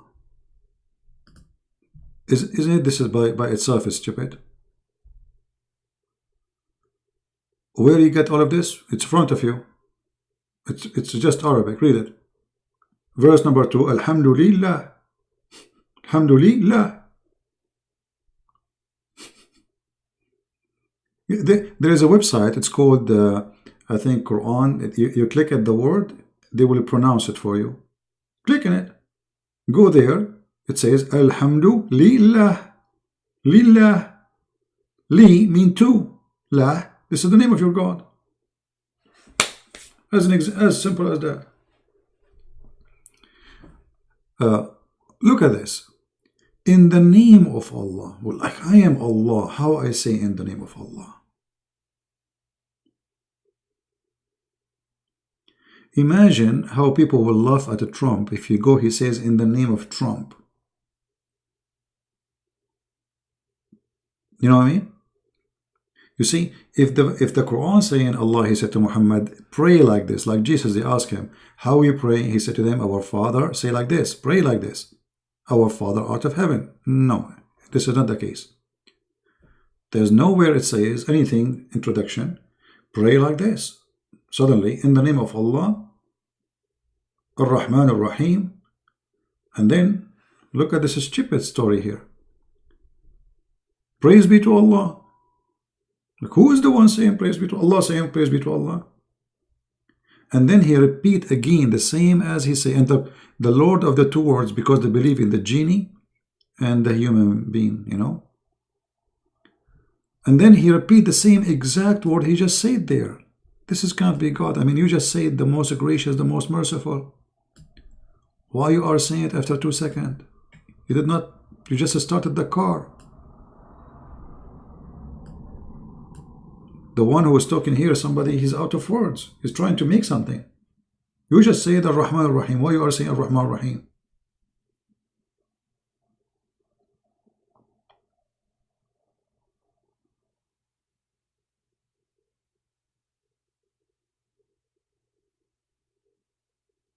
And then here you will find something very funny and very fishy. It says Ahdina as-sirat al-mustaqim. What sirat mean? Who is a Muslim can tell me what sirat mean?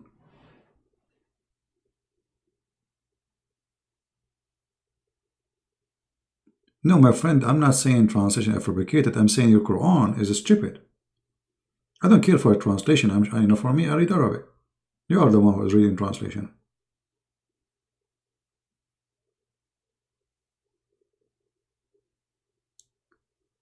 Lead us to the straight way. What is that straight way? What's Sirat? Sirat is a bridge. Muhammad, he learned from the Sabian that there is a bridge, and this bridge will take you to the sky. And those who they are committing sin, their legs will go down the bridge and they will be burned depending how much sin they commit. Sirat is not an Arabic word. صراط الذين أنعمت عليهم غير المغضوب عليهم ولا الضالين. Okay, the bridge of those who you bless them, favor them. Let us see what sirat mean from the Muslims' interpretation. So Muslim, they will not say, oh, Christian Prince making things up. You know them. Even if you show them, they say you are making things up. So what about you don't show them? Give me a second.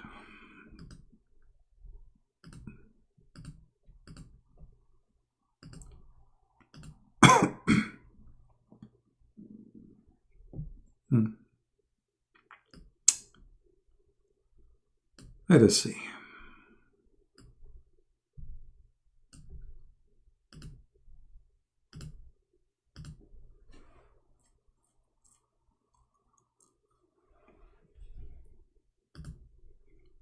I will try to open some interpretation for us so we can read together and they will not say, you know, he's making things up. As they always do, as usual.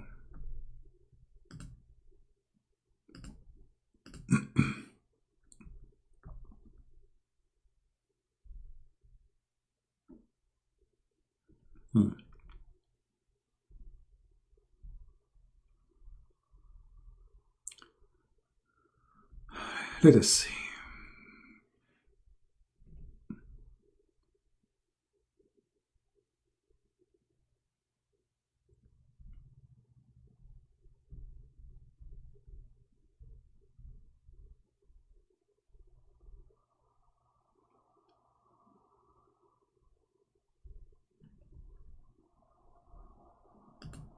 Who is a Muslim? He read Arabic. He is willing to call me and read for us and translate.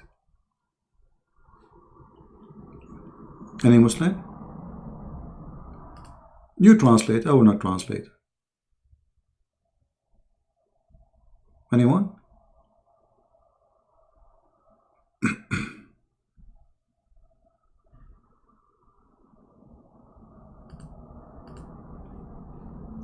Any Muslim is willing to call?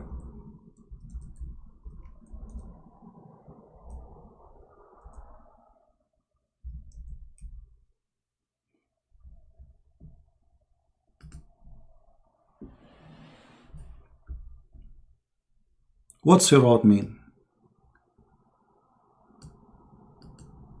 Is that a bridge to heaven or a bridge to hell? Who is a Muslim willing to answer? When the Quran said,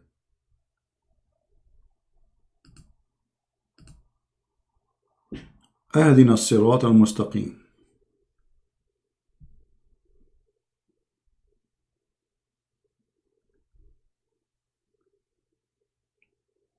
Anyone?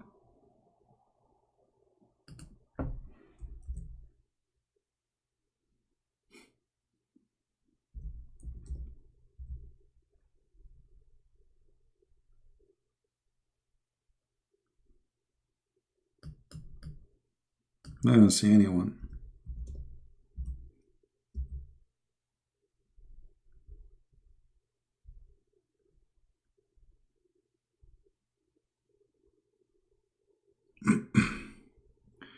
Let us see.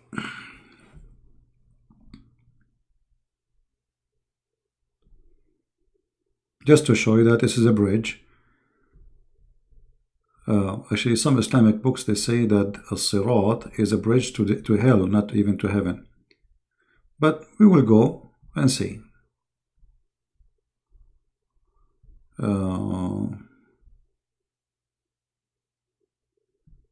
Here we go.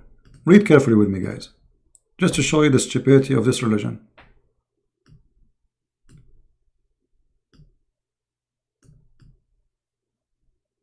Death will be brought in the day of resurrection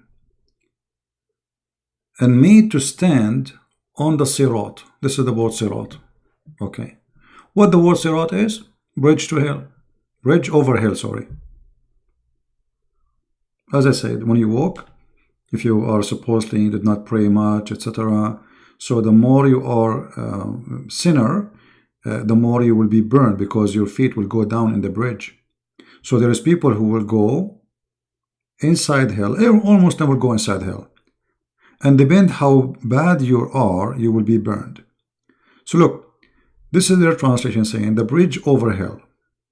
In the book of Fath al-Bari, it says, Lil-Hafiz ibn Hajar, it says, it will be said, O people of paradise, and they will look like they will be tired, afraid, etc. And then it will be said to them, O people of hell, and they will look hoping that blah blah blah blah blah, the hadith. And then it says, then the command will be given for it. It will be slaughtered on the sirat. So Allah will slaughter death, which is very stupid to believe. I mean, how you can slaughter death? Is death is a person? Yes. In Islam, death is a person. So Allah will bring him over the bridge and he will slaughter him.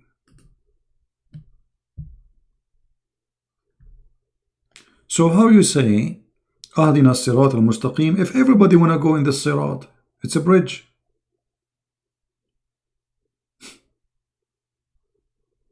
And this bridge is over hell.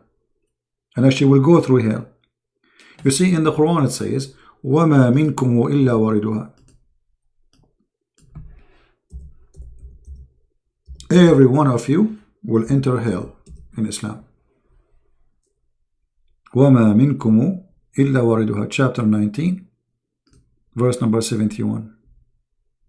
Not one of you, look at the Muslim translation, will pass over it. It doesn't say that. It says wariduha. How we can get them busted that this is not pass over it? We go to the interpretation. Here we go. Again, this is Quran chapter 19, verse number 71. Read carefully. 1971. And again, the one is talking here is not Christian Prince. Liar is lying, bladder. Let's see.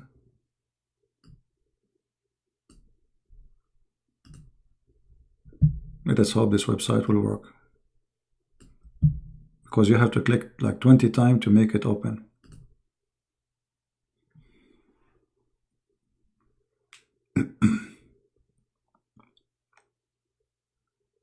Come on, open, man.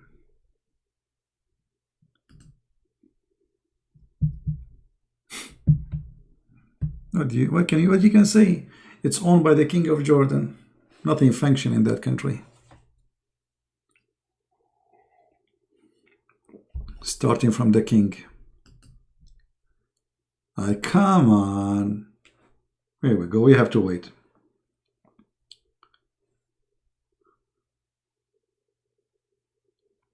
The Christian Orthodox chant says that Christ, he stepped death by this. Yes. ووطئ الموت بالموت ووهب الحياة للذين في القبور. المسيح قام من بين الأموات ووطئ الموت بالموت ووهب الحياة للذين في القبور. This is the chant you are talking about. We are just waiting for the website to open. But this is not about going over bridge. This is about the Messiah. He, overcome death by death.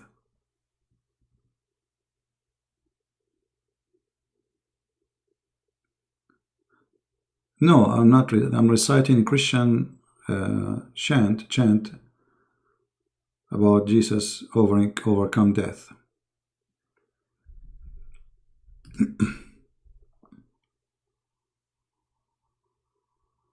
No, there is no Christian. The second you say Jesus is a prophet, not God, they are no Christian. You are something else. Okay.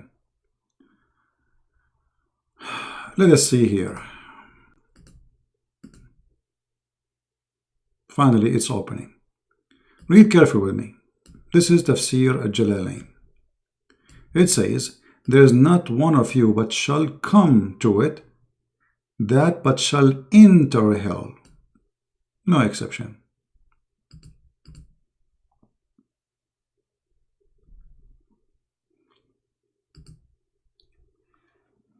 Do you see it? And this idea of this bridge is taken from the Sabian. And the idea of the whore is taken from the Sabian. That there is women who they are special creatures, who they are very white, and they are contained in their tents, and they will be given, they will treat those who go to heaven in a certain way.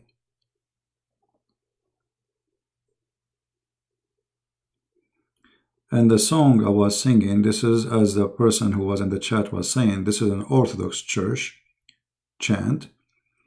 And the same song, they sing it in many languages, because all Orthodox, they share the same prayer, but in different language.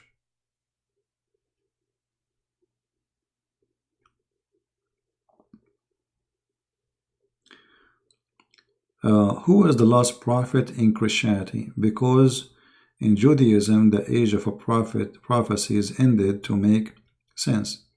Well, there's nothing is called the last prophet, but there is a prophet was exist in that time. Let us say the disciple of Jesus, all of them, they prophesy in his name. However,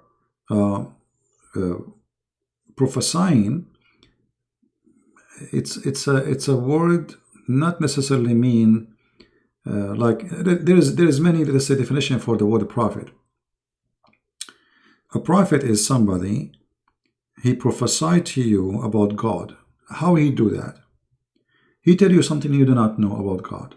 So if I am a person going to the jungle of Brazil and I met somebody he never heard about Christ, so I say to him that time will come and there is a day is going to be judgment day, and I'm using my own words, but I am using the word of God in the same time. I'm prophesying to this person, but doesn't make me really a prophet. So there is a prophet who God, he spoke to him, or God, he inspired him and give him revelation. And there is people who they prophesy to people about God, which means they inform them about prophecies, which does not make you really a prophet.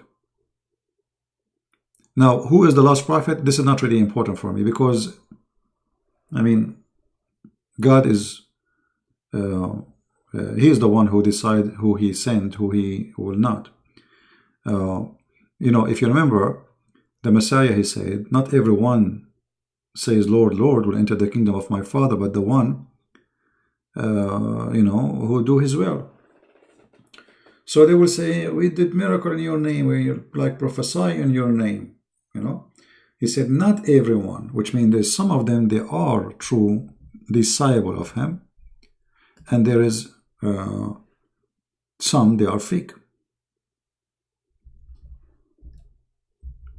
So can God send prophet? Still now? Yes, he can.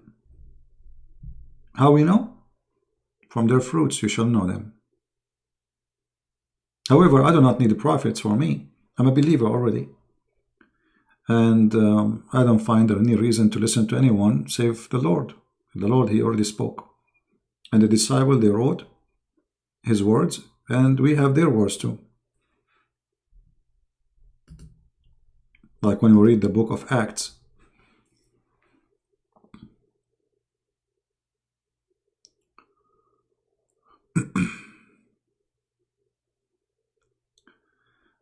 Anyway,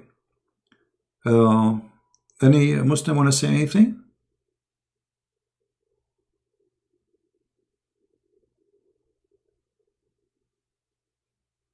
But you know, be careful. There is people, they claim to be prophets, the same as Muhammad, just to earn your money. So if a prophet is coming to take your money from your pocket and he seek his own privilege, obviously he is a fake man.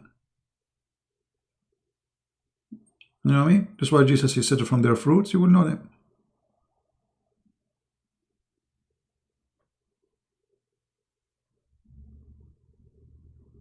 There's a very easy way to find out who is a false prophet or not. The same as Muhammad. Muhammad, he made verses about him. Any woman she want to give herself to the prophet. The best of the booty is for the prophet. Muhammad, if his eyes fall into a woman, her husband must divorce her. He's a cult leader. All of them, they are the same.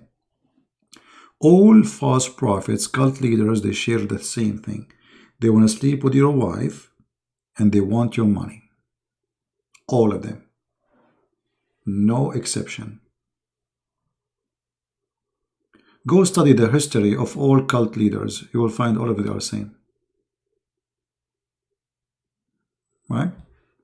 It looked like Omar is saying something. Then who was father that Jesus mentioned in his prayer?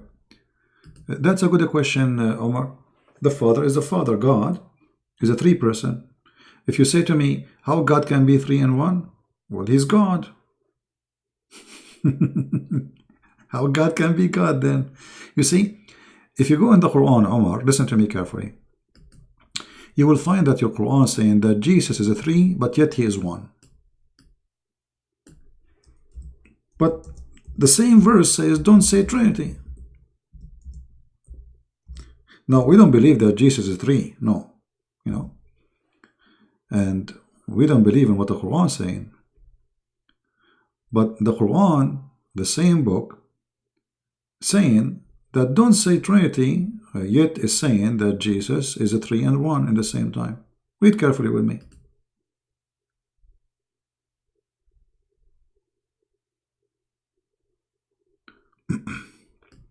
This is your Quran.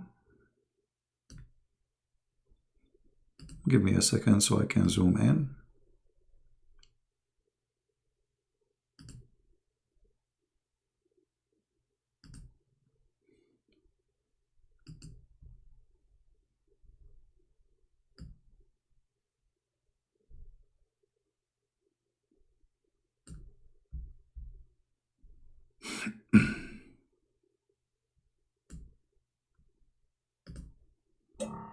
All right.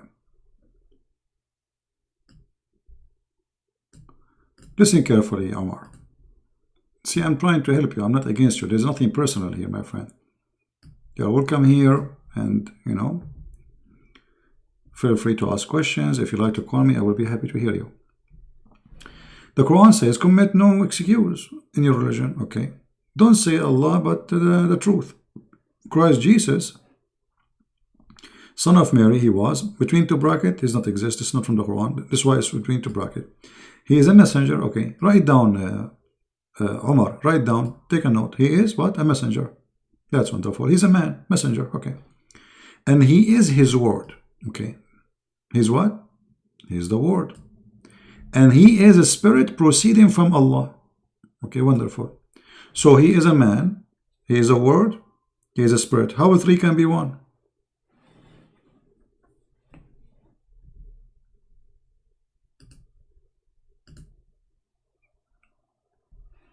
Are you there, Omar? How he is one? He's a Christ is a man like me and you, supposedly, right? Okay. How he is the word of God? He is a spirit proceeding from God, not only spirit, which means he is a spirit of God, and he is the word of God. How he can be three, but yet he is one?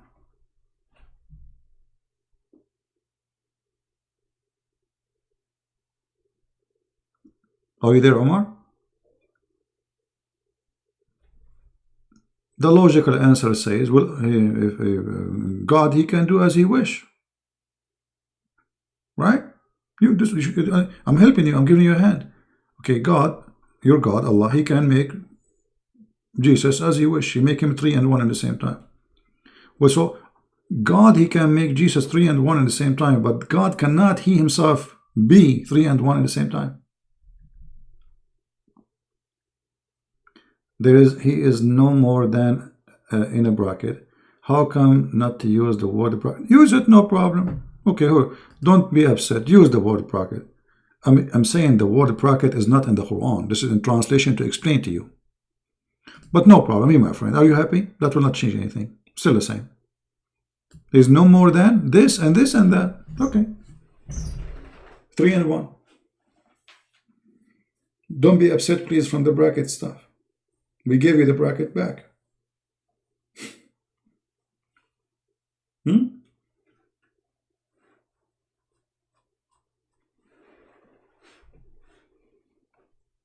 Why Allah don't have a son? Let me show you that the one who wrote the Quran is stupid. I'm not insulting, I'm just telling you what I believe, and I can prove it easy. Allah don't have a son because he don't have a girlfriend. What the heck? You know? Look what the Quran says. Allah speaking about Allah. To him do the primal origin of the heaven and the earth. Okay. How can he have a son when he don't have a girlfriend? that prove that the one who call himself Muhammad and Allah are stupid, because a Christian don't believe that God he have sex with Mary. God, you know, forgive me for saying that. And then have a baby. His name is Jesus. We don't believe in that. Even the Quran says that Mary, she is a virgin. So what does this have to do with this? What sahiba? And imagine how filthy language. He said sahiba, not even a wife. Sahiba means girlfriend. That's why it says consort, as you see. So how can he have a son and he don't have a girlfriend? Well, look what your God he just said. Your God he just confirmed that there's things he cannot do unless he have a girlfriend, like me. I'm a Christian prince. I'm single. I don't have a wife. I don't have a girlfriend. Therefore, I don't have a son. So what does that mean? That Christian prince is not able to have a son unless there is a woman. Allah is the same. And look, your God saying, how can? He's questioning the ability. It's not me questioning the ability. How can he? Well, I thought God, he can't do anything. What do you mean, how can he? Isn't he God? What do you mean, how can he? He's God.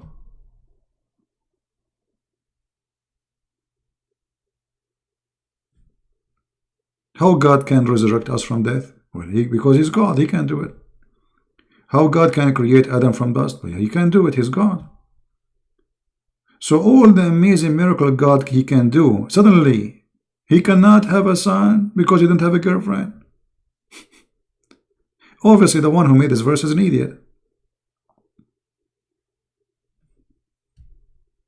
Because the God of the Christians, they don't believe that the God have sex with a woman and they have a son. His name is Jesus. That's number one. Number two, the second you say God, that's mean he's almighty. The second you say almighty, that's mean he can't do anything.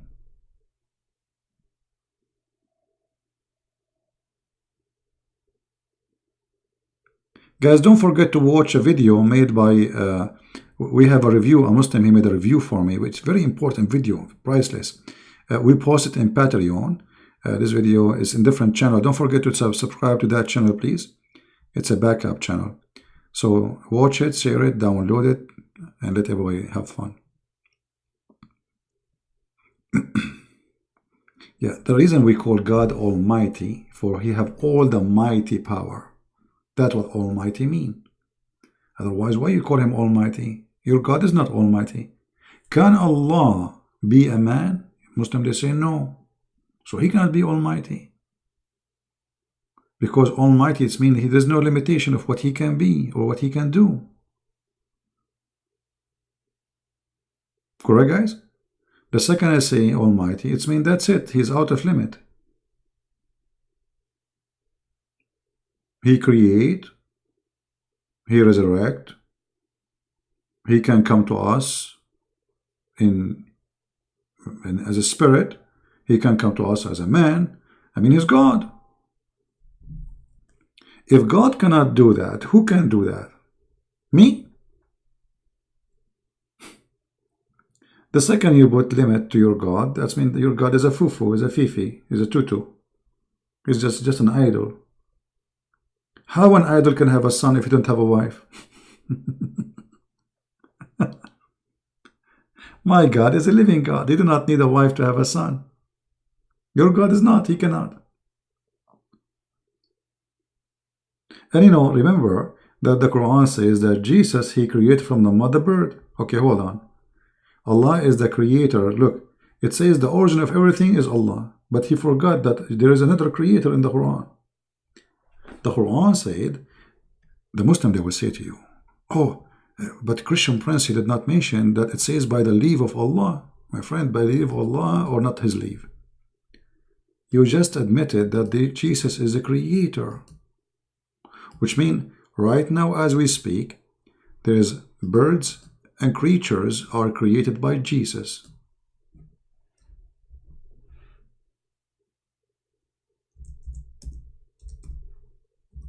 Who said that? The Quran. How that can be true?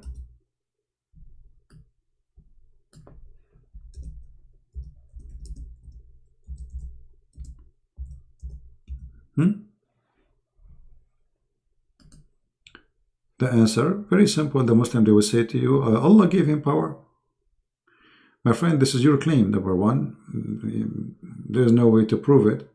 But you just admitted that Jesus the Christ, he can fashion a clay the same as God he created. From the breath of Jesus, the bird is created. The life is given. So now we have, according to Muslims, understanding that Allah, he shared his power of a creation with a person. His name is the Christ.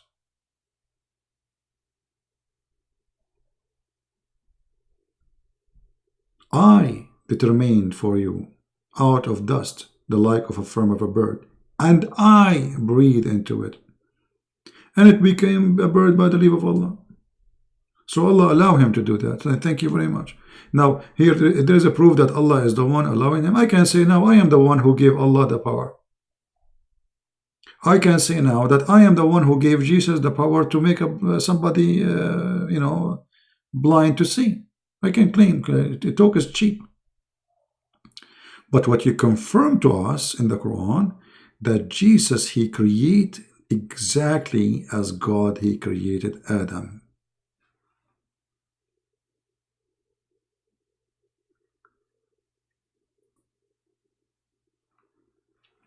And yet Muhammad, he came 600 years after Jesus.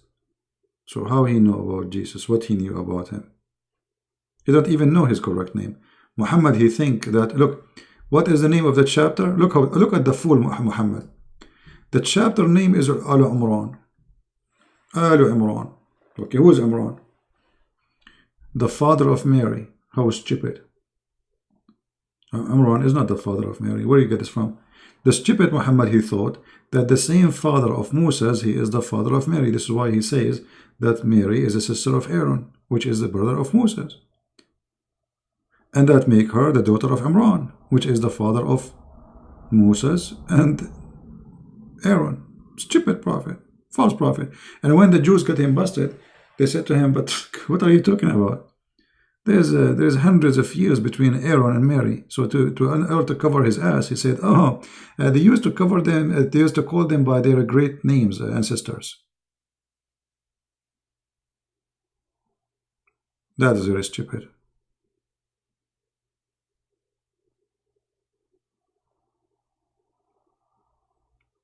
There's a double mistake here. The Muslim, they try to fix it. They say, oh, he called her the sister of Aaron, but she is not really his sister. But look, what is the father of Mary in the Quran? Imran. Okay. This is the same name the Muslim believe he is the father of Moses too. So it's obvious.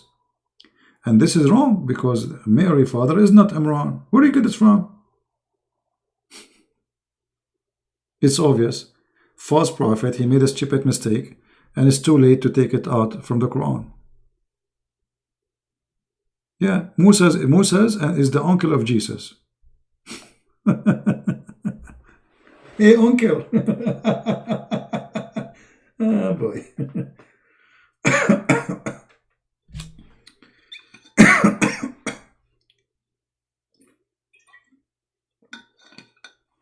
And by the way, even Imran, the name he is wrong. Even the name of the father, not only the name of the father of Mary does not exist this way. There is no Imran, the father of Moses. His name is, the stupid, the idiot Muhammad.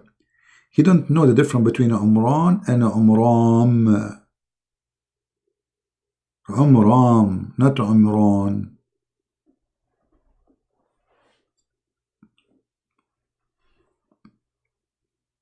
Right? So what do you think, my friend Omar? Don't you think it's time for you to leave the cult of Islam, Omar? Do you like to call me? Our prophet get power from Allah to see the future? Like what? Okay, let me show you your prophet seeing the future. Guys, our friend here, Omar, by the way, is welcome. I hope everybody will speak nice to him. He sounds like a nice guy.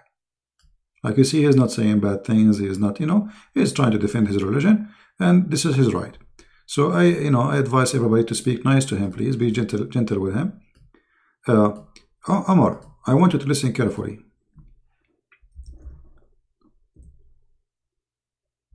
Your prophet, he knew the future. Look at this. This is your prophet telling us about the future. Let us see where we can find the hadith.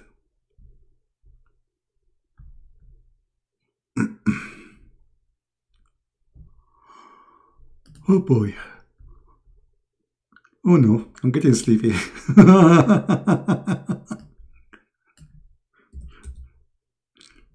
Alright, let's see.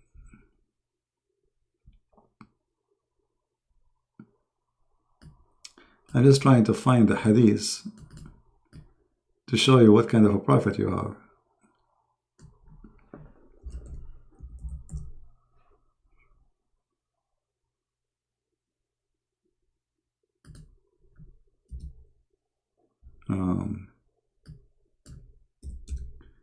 For some reason, I cannot see it. Hold on.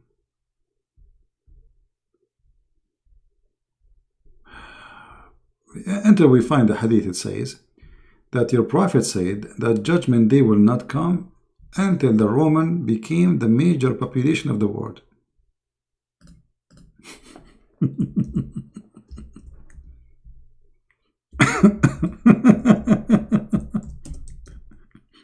In his time, Muhammad, the Rome was like a big empire. And the fool, he thought that the Roman Empire, all of those empires are Roman. They are not all. All those are countries occupied by the Roman. And they are not the majority of population of anywhere, even at that time. But Muhammad is claiming that judgment day will not come till the Roman became the major population of the earth.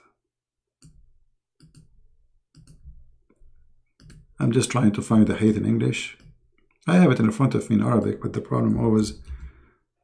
here we go. This is your prophet who knew the future, giving false prophecy.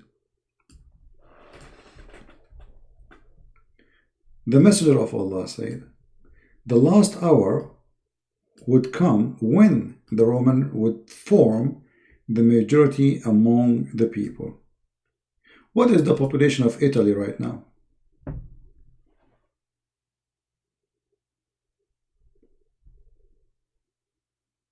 What do you think? Well, the Roman did rule already. So the Bible is speaking about prophecy, and prophecy happened.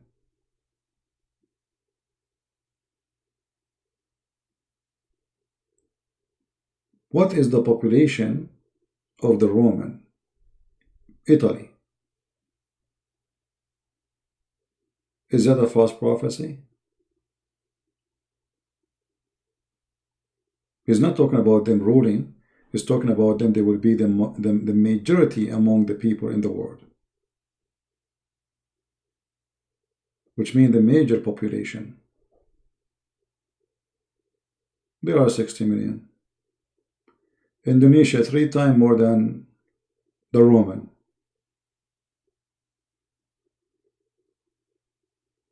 Yeah, this is Sahih. This is Sahih Muslim. Here we go.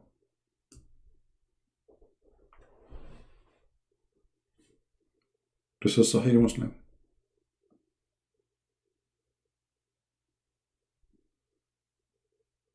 Do you like to call me Omar? I like to speak to you. You sound like a decent person.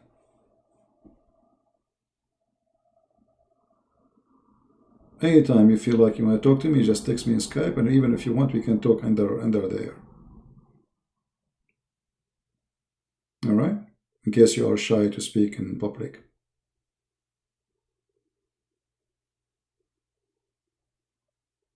As you see, Omar, this is a false prophet. All his prophecies are stupid.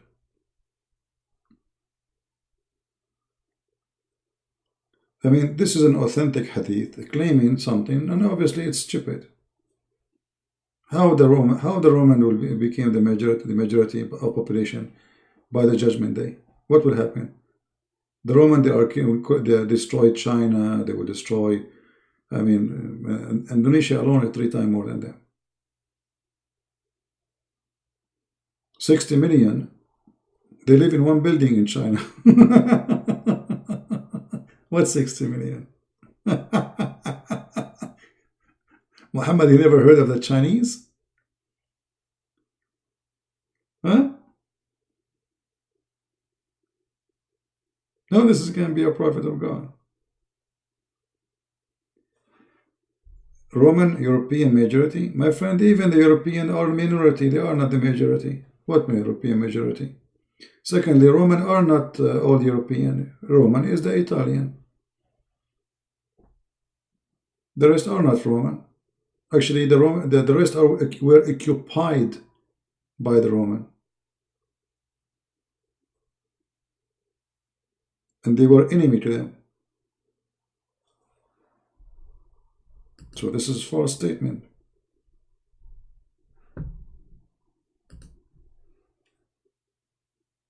Go do a little search about who are the Roman, and you will see.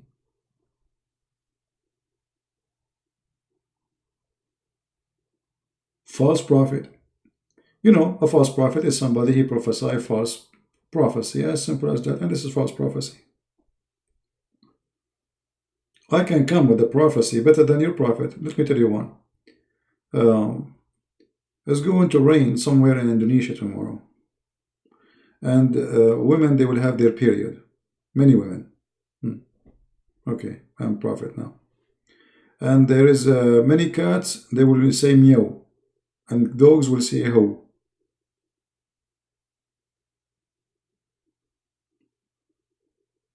What about the Quran? Muhammad, he prophesying that hail come from mountains in heaven.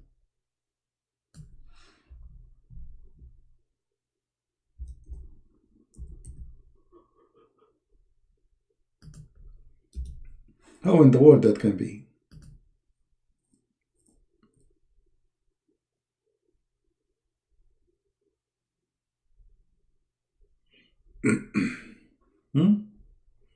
What do you think about your prophet speaking about hail coming from mountains in heaven?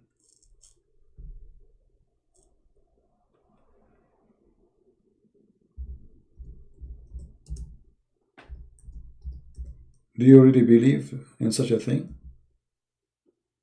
That there is mountains in heaven where Allah, he break hail from it?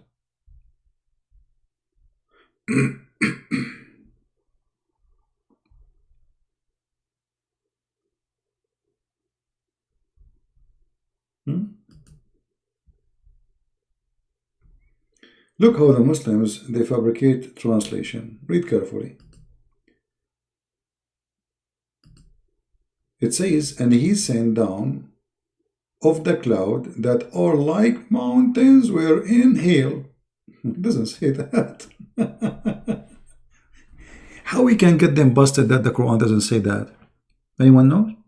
Very easy. Change the translator. Let us see different translator. Hold on. Different liar. All of them, they are liars. This is why their translation doesn't match with each other. Okay. He bring down load of hail from the sky, striking with it whoever he wills. The word mountains is gone. This liar, no mountains. Mountain disappear. Magic. Mountain is gone. Change the translator. That's it. This guy, he ate the mountain like the goat who ate the Quran. Okay. Like mountains. You see the add between bracket? Like mountains. But it doesn't say like mountains. It says mountains. From mountains. Like what the heck? Change the translator. Let us see different Muslim.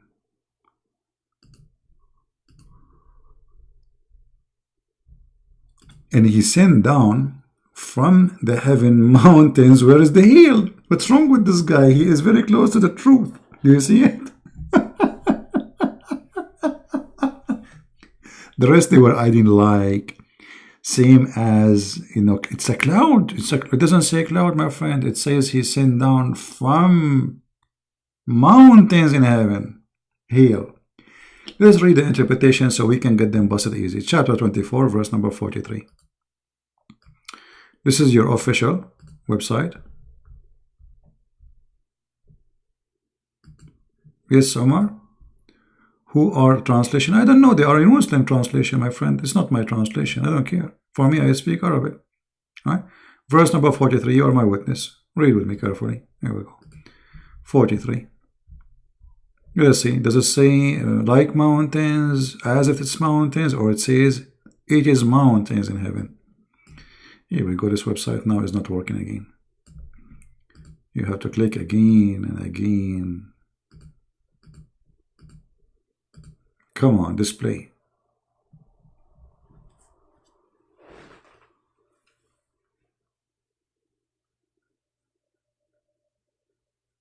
We have to wait for this website to open. He's so slow like Allah.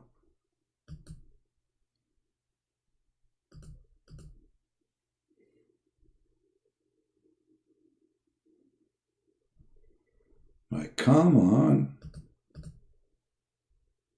Oh boy. Huh. Yeah, they need to say inshallah, right?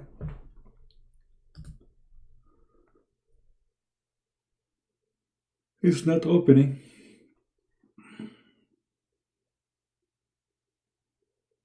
No, this is not from my side. This is their website, because everything works, you know, in different website. This is always, this website is bad. You know, I notice, I think, because when I go live and I use it, so many people open it, so like they have a very cheap bandwidth server, you know, so it doesn't work. I think there's many people now clicking. Here we go, now finally. All right, read with me, Omar. Are you there, Omar? Omar, my friend, read with me. This is Tafsir Ibn Abbas, the cousin of your prophet. Read carefully. Read. We will talk about judgment day, no problem. Hold on. He said, he sent down from heaven mountains wherein is hail. Do you see it, Omar? Let us continue reading. He says, he sent down hail from mountains in heaven.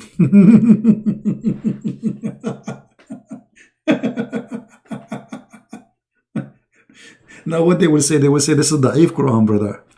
Brother, this is Da'if Quran. No, CV, it doesn't say, you know, the voice of people of Lut. Do you see it? He says he sent down hail from mountains in heaven. I mean, how clear we can make it more than this? This is a prophet. He prophesied about where hail is coming from. This is prophecy. Nobody knows where hail coming from at that time. Muhammad is prophesying. He will tell us where the hail coming from. So according to Muhammad God, he have a storage of hail in mountains. He break it and he send it to us. You know, hail is made to hit us with it, and he break it from hail, from mountains. Makes sense. I saw that in Avatar movie. Did you watch Avatar, Omar?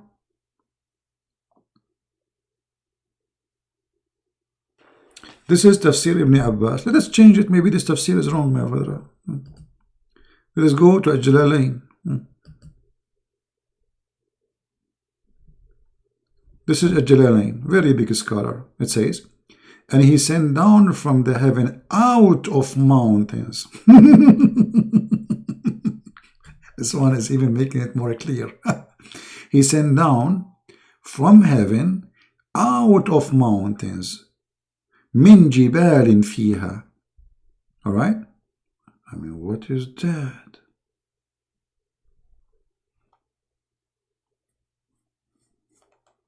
This is Quran. And this is Muhammad. So if this is a lie, that means the rest is a lie. That's it. Do we agree, people? If this is a lie, Muhammad is a liar because he's claiming that he received this from his God.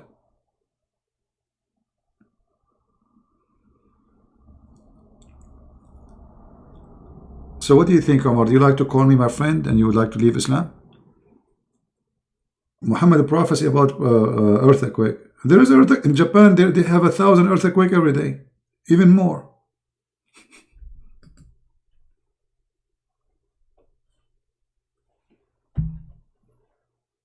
I saw a dream that Turkey will suffer from a very huge earthquake, but doesn't make me a prophet, my friend.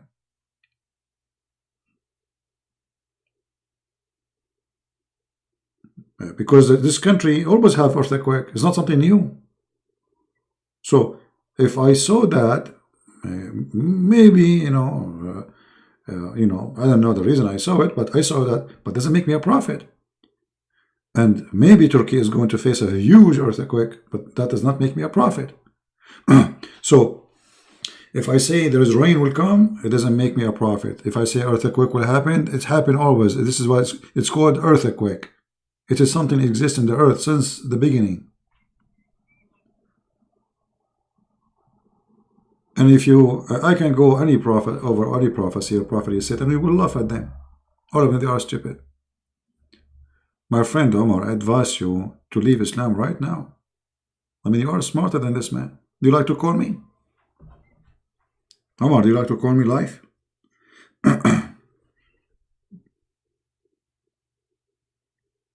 What do you think?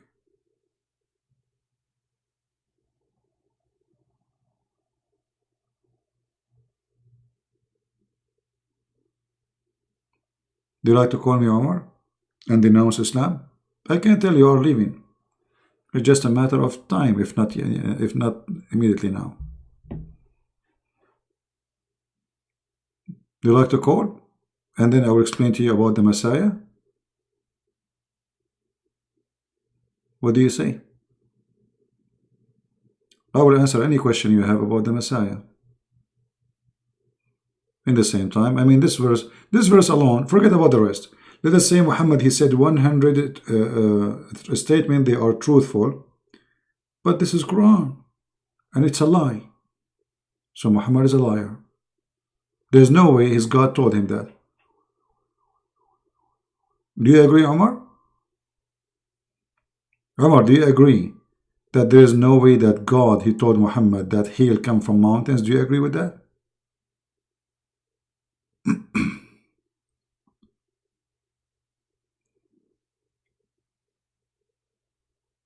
What do you think? A good man, he protect women. My friend, your prophet was raping slaves. What saved slaves? Which slave he saved? Your prophet, he slaughtered women, he slaughtered men, he killed children, he raped them. I mean, what are you talking about? And let us say, for the sake of argument, I am a good person, but I claim to be a prophet, and this is a false prophecy. That's that's it. He's lying.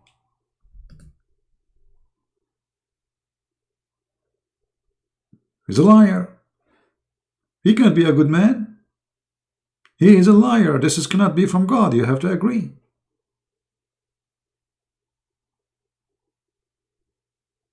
Either Muhammad is a prophet from God, and God told him this, which is stupid. That's mean him and his God are stupid. Or Muhammad is a fabricator, and there's no God told him this.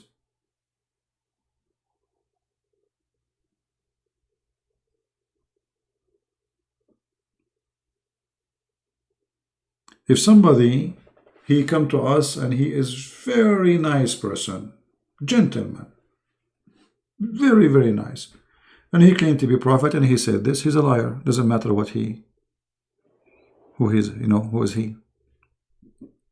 Liar is a liar. He's a fraud because he claimed that this is received from his God.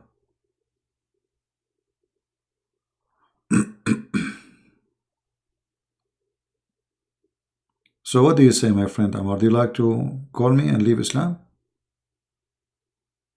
You don't need to call it, leave Islam right away. If you have a questions, feel free. What about you call me and tell me about your prophet, the good guy? What do you think? Do you like to call me and tell me about your prophet, the good guy? Just to show you that he is not good? And there's nothing good about him?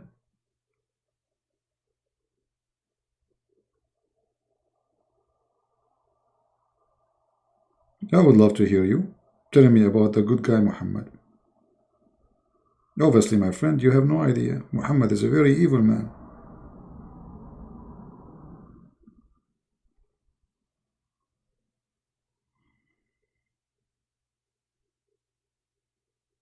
Right? I just opened Skype actually.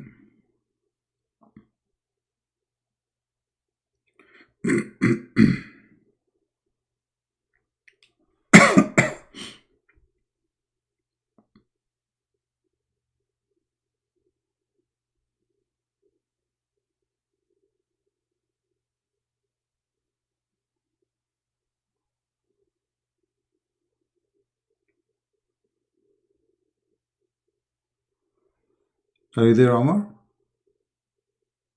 Alright, guys. Well, we are not going to put pressure in our friend Omar here. He sounds a gentleman, nice guy. You are more than welcome anytime, my friend. You can call me, you can text me. I will be happy to help you.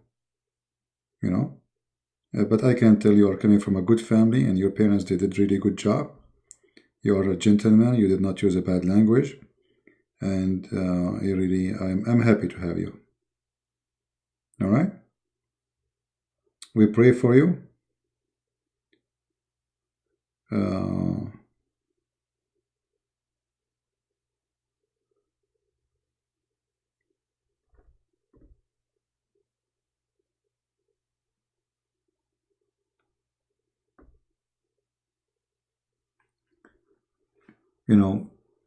All of us in a certain time, we are lost somehow.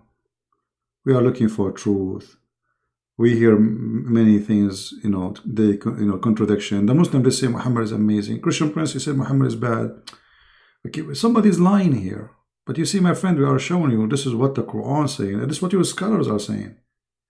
This is not Christian Prince saying your prophet said that. I'm just sharing what your prophet said according to your scholars and according to the Quran.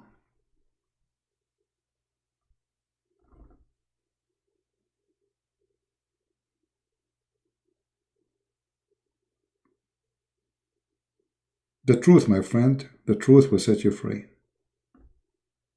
Nothing else. And the Messiah, he said, I am the truth.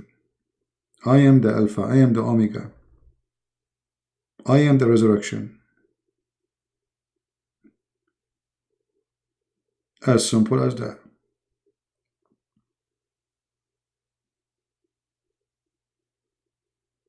And because really we care for you as a Christians, we will be happy, to invite you to accept the Messiah as your Savior. Muhammad, he cannot be a prophet. What kind of God he promised me women with no panties in heaven? This is not God, this is a pimp. You do not need to be genius, Omar, to notice that this is Shaitan.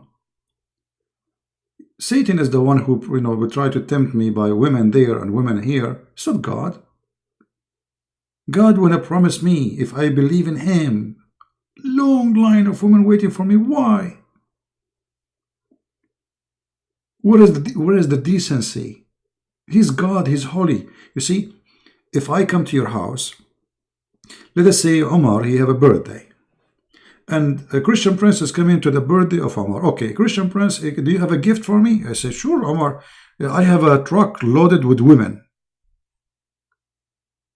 What your mother will say about your friend who brought you a lot of women to sleep with? She will kick me out of your house. Is that true, Omar? Your mother, there's no way she will allow such a thing to be in her house. A man bringing a lot of women for sex as a gift to her son. Well, what is different? Your prophet, he is saying exactly the same. I will give you a gift in your birthday. I will give you a big, huge truck full of women have no panties. And where? In the house of God, not in the house of my mother or your mother, with my respect to her. I mean, if your mother will not allow this to happen in her house because she is a decent woman, how God allowed it? You see, when God, he created Adam, he created one Eve. He did not create for him a bunch of women with no panties. He created Adam and Eve, she is created from Adam, which means they are the same. Not women are made, soften their skin, took me 1,000 years, and they have one name, Hur, and all of them. Omar, let me show you this. Do you like white women, Omar, or you like darker skin? What do you like?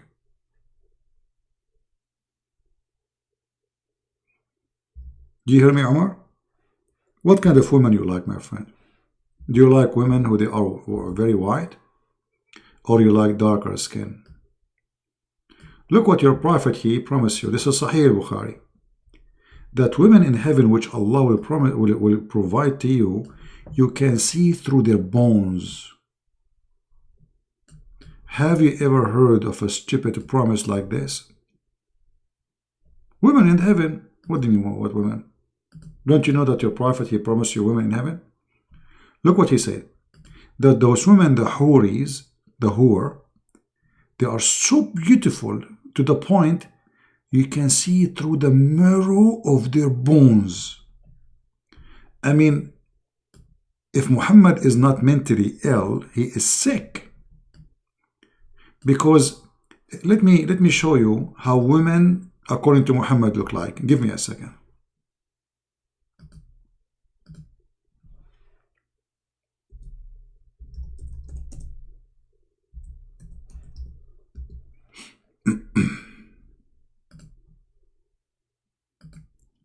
All right.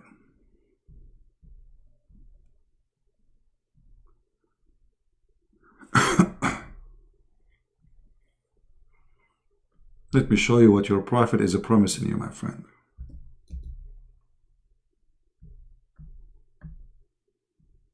I mean, this is a prophet of God. If this is a prophet of God, so Omar, I want you to look at the screen carefully and tell me if you like what you see. This is what you will get in heaven, my friend. What do you think, Omar? Isn't it beautiful? I avoid really, especially at night, to look at those pictures because I get tempted. I'm single. I mean, look at this. I mean, how we can resist this? A prophet of God promising me in Sahih al-Bukhari, which is very authentic, that women in heaven, they will be like this. And supposedly this is the best of the gift of God. I mean, look at her eyes, man. I'm so crazy about her eyes. Look at this. I wish I can hold her skull right now. Look at this pretty, beautiful. You see, and not only that, in this case, you do not need lipstick anyway. I mean, look at this. She is very pretty sexy. And notice here the high heels. I mean, that's alone is something. Oh, the image here focusing in the high heels and the ass. Look at the ass. Is that poo-poo or what? This is heaven. Omar, you're the man. This is really heaven? Is that really you believe that this is the garbage? This will be a promise of God? Omar, look, this is my future whore. Look what she is doing. Unbelievable. What is that, man? That's so hot. Look at this.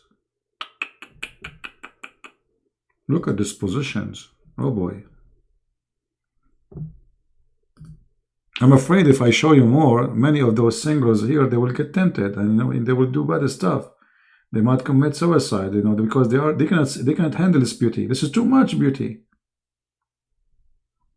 I mean, we have to be honest here. This is a lot of beauty. What is this? Look at this. Look at this, man.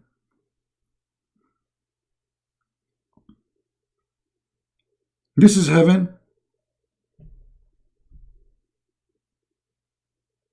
It cannot be like this. I think there is a hiding message in the hadith. That's a good one, Omar. Actually, I see a hiding message here. Let me see. Hold on. You see, look at this.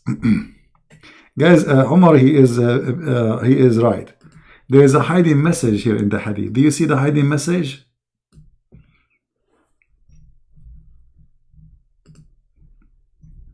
I mean, it's obvious. There's a hiding message there. Who can deny that? There's a hiding message, Omar. You are right. I see it hiding there, obviously. Look at this, It's so clear. It's a big message, actually. Just wait until you go to the bathroom, and then you will see how big it is. You are funny, Omar.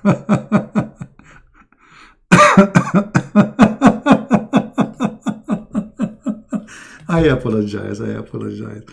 We are going out of control with this madness. What hiding message, Omar? Come on. You're smarter than this. What do you think the hiding message in this position here, Omar? Is that something about a nuclear weapon or proton and neutron? What do you... Oh, look at this one. Oh boy. Mean. I mean, this guy who is taking X-ray pictures for those women, he have...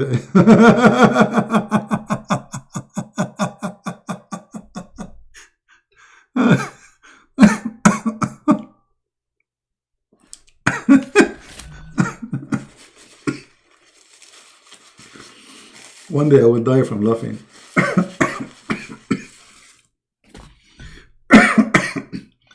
I will stop breathing. Honest to God, it doesn't matter how I repeat the same story. Each time I hear it, I die laughing, as if I'm hearing it first time. I mean, look at this madness. And look, this is exactly what your prophet said in the hadith. Read it. Exactly. The houris who will be so beautiful and pure and transparent, the marrow of their bones, the marrow of the bones of their legs will be seen through the bones and the flesh. Sahih al-Bukhari. It doesn't say that, CB.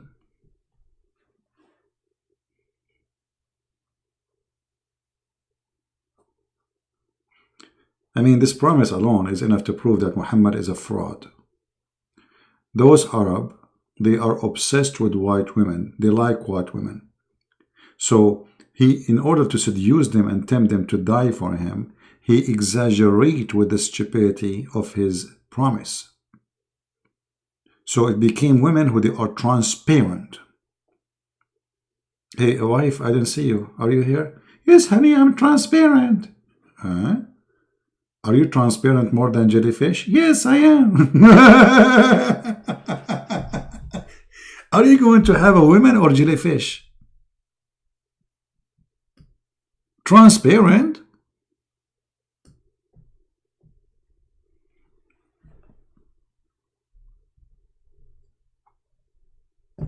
Are you there, Omar?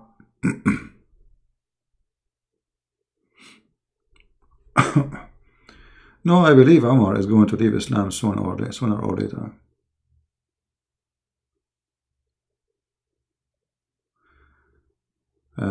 I mean, like, no way in heaven we can get those women. God is holy, you know? Here we go. Omar, he left Islam. Look what Omar, he said. Guys, did you see what Omar said? Omar, he just agreed that there is no way in heaven such a thing will be. God is holy. I agree with you. Omar, he just decided to leave Islam because you just agreed that there is no way. No way.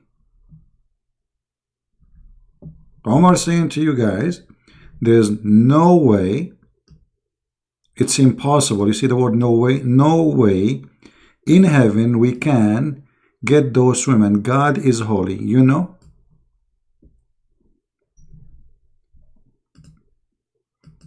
Good. I'm happy for you, Omar. If you like to call me and to say that you decide to leave Islam, I will be happy to listen to you.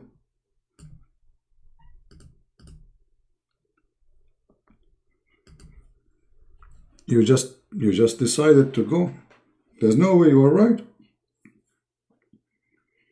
I mean, this promise is not even fit for an idiot. Even an idiot would laugh at it. And there's no way for a smart person like Omar, he will believe in such a garbage. So what do you think, Omar? You like to call me?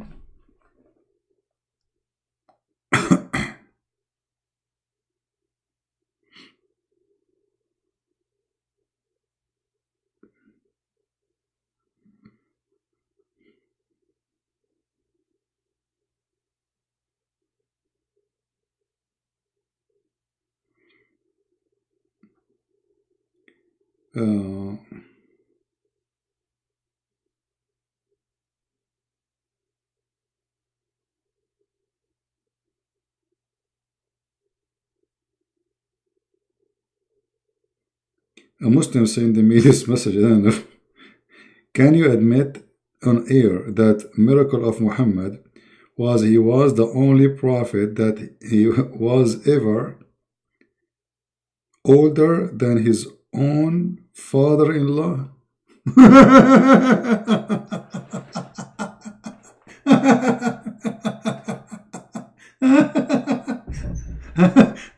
This guy, he's saying it's a miracle that Muhammad is older than his father-in-law. It's a miracle. What is the miracle? He is older than his father-in-law. Can you admit in air?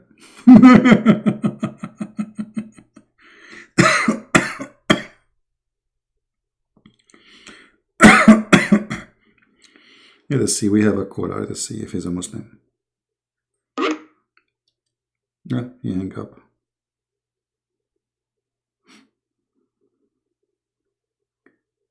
Yeah, let us call him back. I'm going to be going through Christian Prince's Sex and Allah. Yes, this guy actually takes pride in his works. And as you can see this image, he's received a lot of great... Our friend, we made a video already about it, and everybody is going to go and watch. Go watch and die laughing. We have a video already about it. Go and die laughing. You just get your prophet busted, you stupid. Let me find you the video. Hold on. As long as you are happy about the video, look what happened. Guess what? You Muslim will regret having a guy like this. Let me pause the link. Here we go. This is a video. It's called Amazing Review.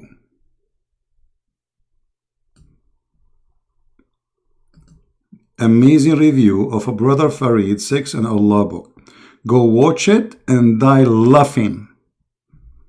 We are the one who's playing it, not you. We love it. Stupid. Yeah, don't forget to watch this video. All right. If you click it, then you go here, and this is the name of the video, and this is in my other account, Christian Prince, which have a small number, as you see, of subscribers. I don't use it much. It's just a backup account, and this is the link for the video. Go watch it and die laughing. I want Muslims that they are proud about their brother to post this video in their channel. It have all what he said there.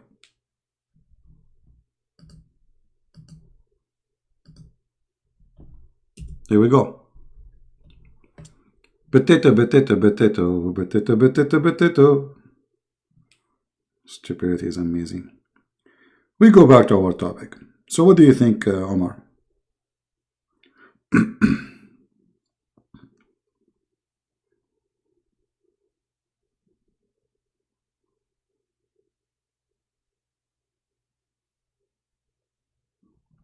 Are you there, Omar?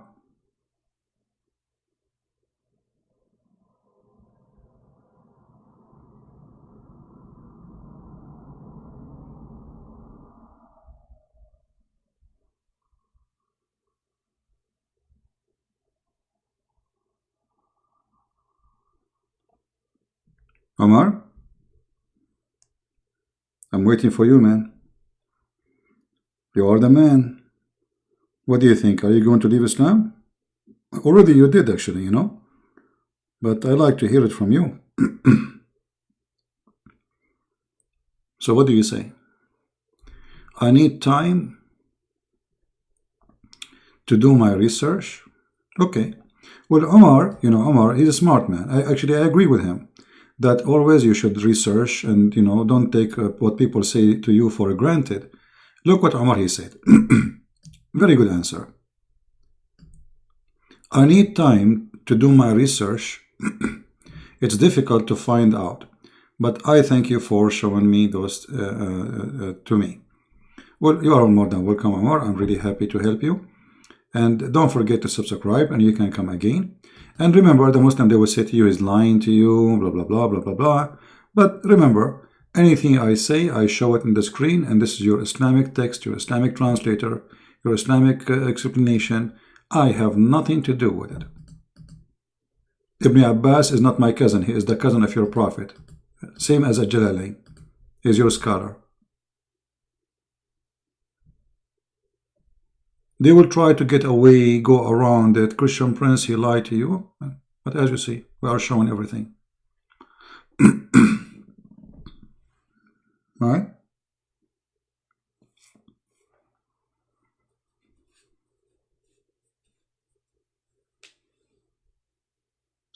But anyway, anytime you feel like you want to talk to me, the admin already, they gave you my Skype. This website never worked. Look at this website. I mean, this is the most stupid website ever. Never worked, this website.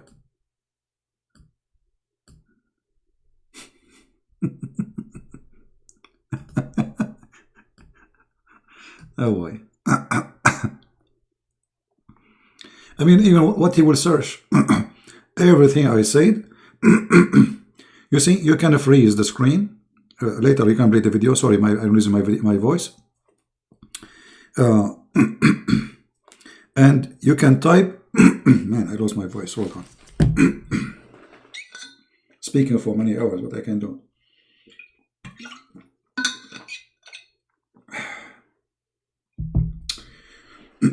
You see, like now, Omar, let us say you want to search for this hadith. You don't even know the number. You can say, okay, I'm going to this website, sunnah.com, and I'm going to type there exactly those words.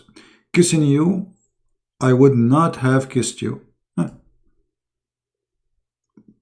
As if you are copying and paste, and then type the exact word in the search engine.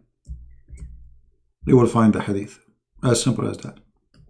So, anything I showed you in the video, freeze the video for a second, type exact same words in Google search engine, you will find them. And then, you know, you have it. Additional to that, the admins were posting the links in the chat so people can have it. You know, let us see this guy. Hello? Hello?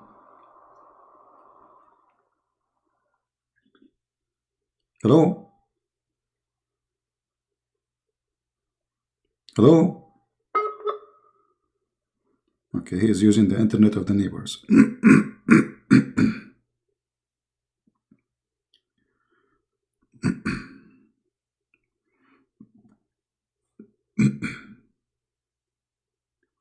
Yeah, but I'm going to go soon because I'm losing my voice and my eyes hurt from a long time.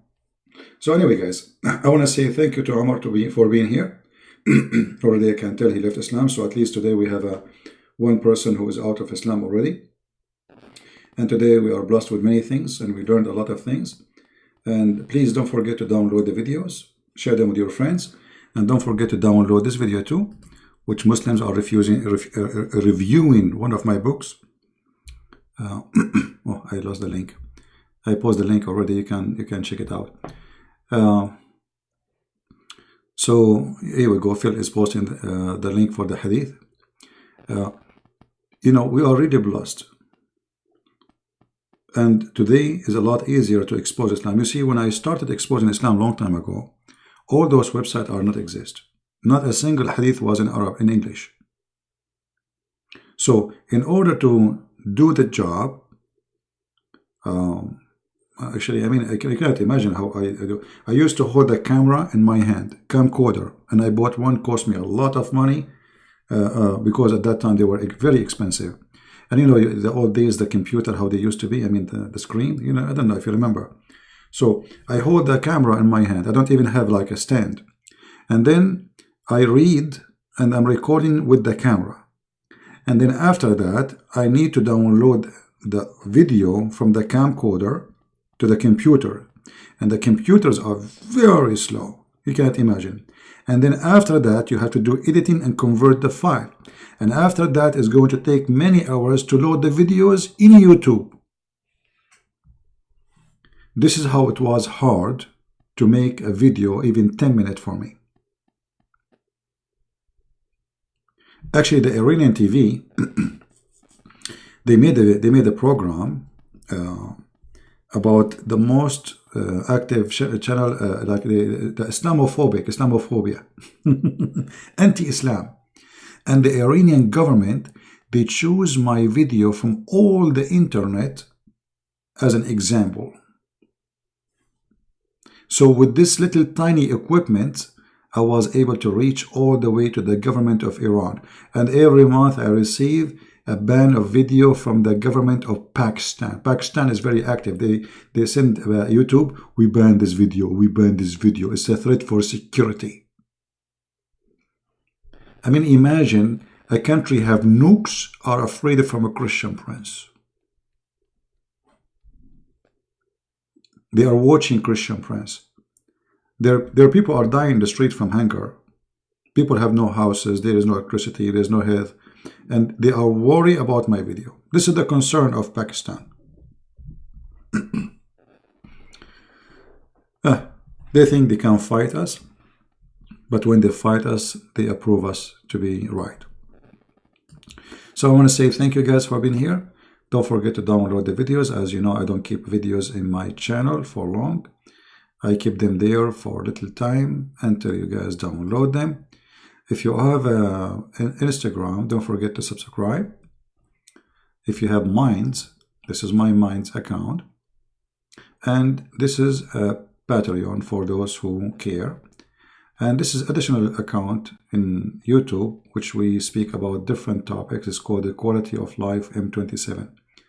So subscribe there too, because there we don't speak about Islam. We speak about things about us, you know, as a family, as a Christians, about healthy stuff to do, healthy, you know, let us say mentality, how to make choices.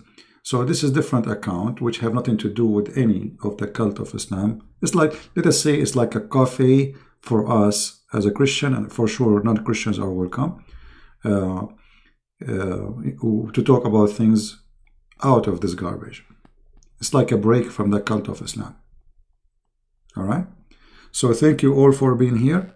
Until I see you tomorrow, I hope, if I can. If I cannot, the day after. For sure, you know, you will see my post if I'm going live on air. But mostly I will be live on air. I mean, why not? Unless my internet is not good. My internet speed is not bad, by the way. It's really good. But usually the download speed is so fast. Extremely fast. But the upload speed, sometimes it goes down to 0. And when you do, and this is why most of people don't notice it, you know. When I told the people here, like, you know, I told them, this internet here is really bad. They said, we know, we watch, nothing happen. Yeah, because the speed is very good for download, which people usually do. You know, you watch videos, movies, you need download. Upload is someone doing broadcast like me or posting videos. That is upload. So sometimes the upload speed go down to 0, and I have to wait for like sometime in 2 hours, 3 hours, as what happened today. But anyway, as long at the end of the day we can do it, God is good. So I want to say thank you. May the Lord bless you all. And until we see you again, Christ is Lord. And Muhammad get busted every day. By the help of the Muslims, and by the help of Muhammad, and by the help of the Muslim websites and their translations, and for sure by the help of and the guidance of our Lord the Messiah. Glory to his name. His name is powerful. He is a miracle. No one like him, and nothing like him. He is the Alpha, he is the Omega. He is the beginning, he is the end. He is the Messiah. His name is amazing, yet his action is more amazing. His name is beautiful, but his teaching is even more beautiful. He is God, yet he is so humble to wash our feet. He is a master, but yet he is a servant. He is powerful, but yet he is so merciful. Would be against me. This is a Christian Prince while with you, and I will see you again. Christ is Lord. I mean to that. Take care.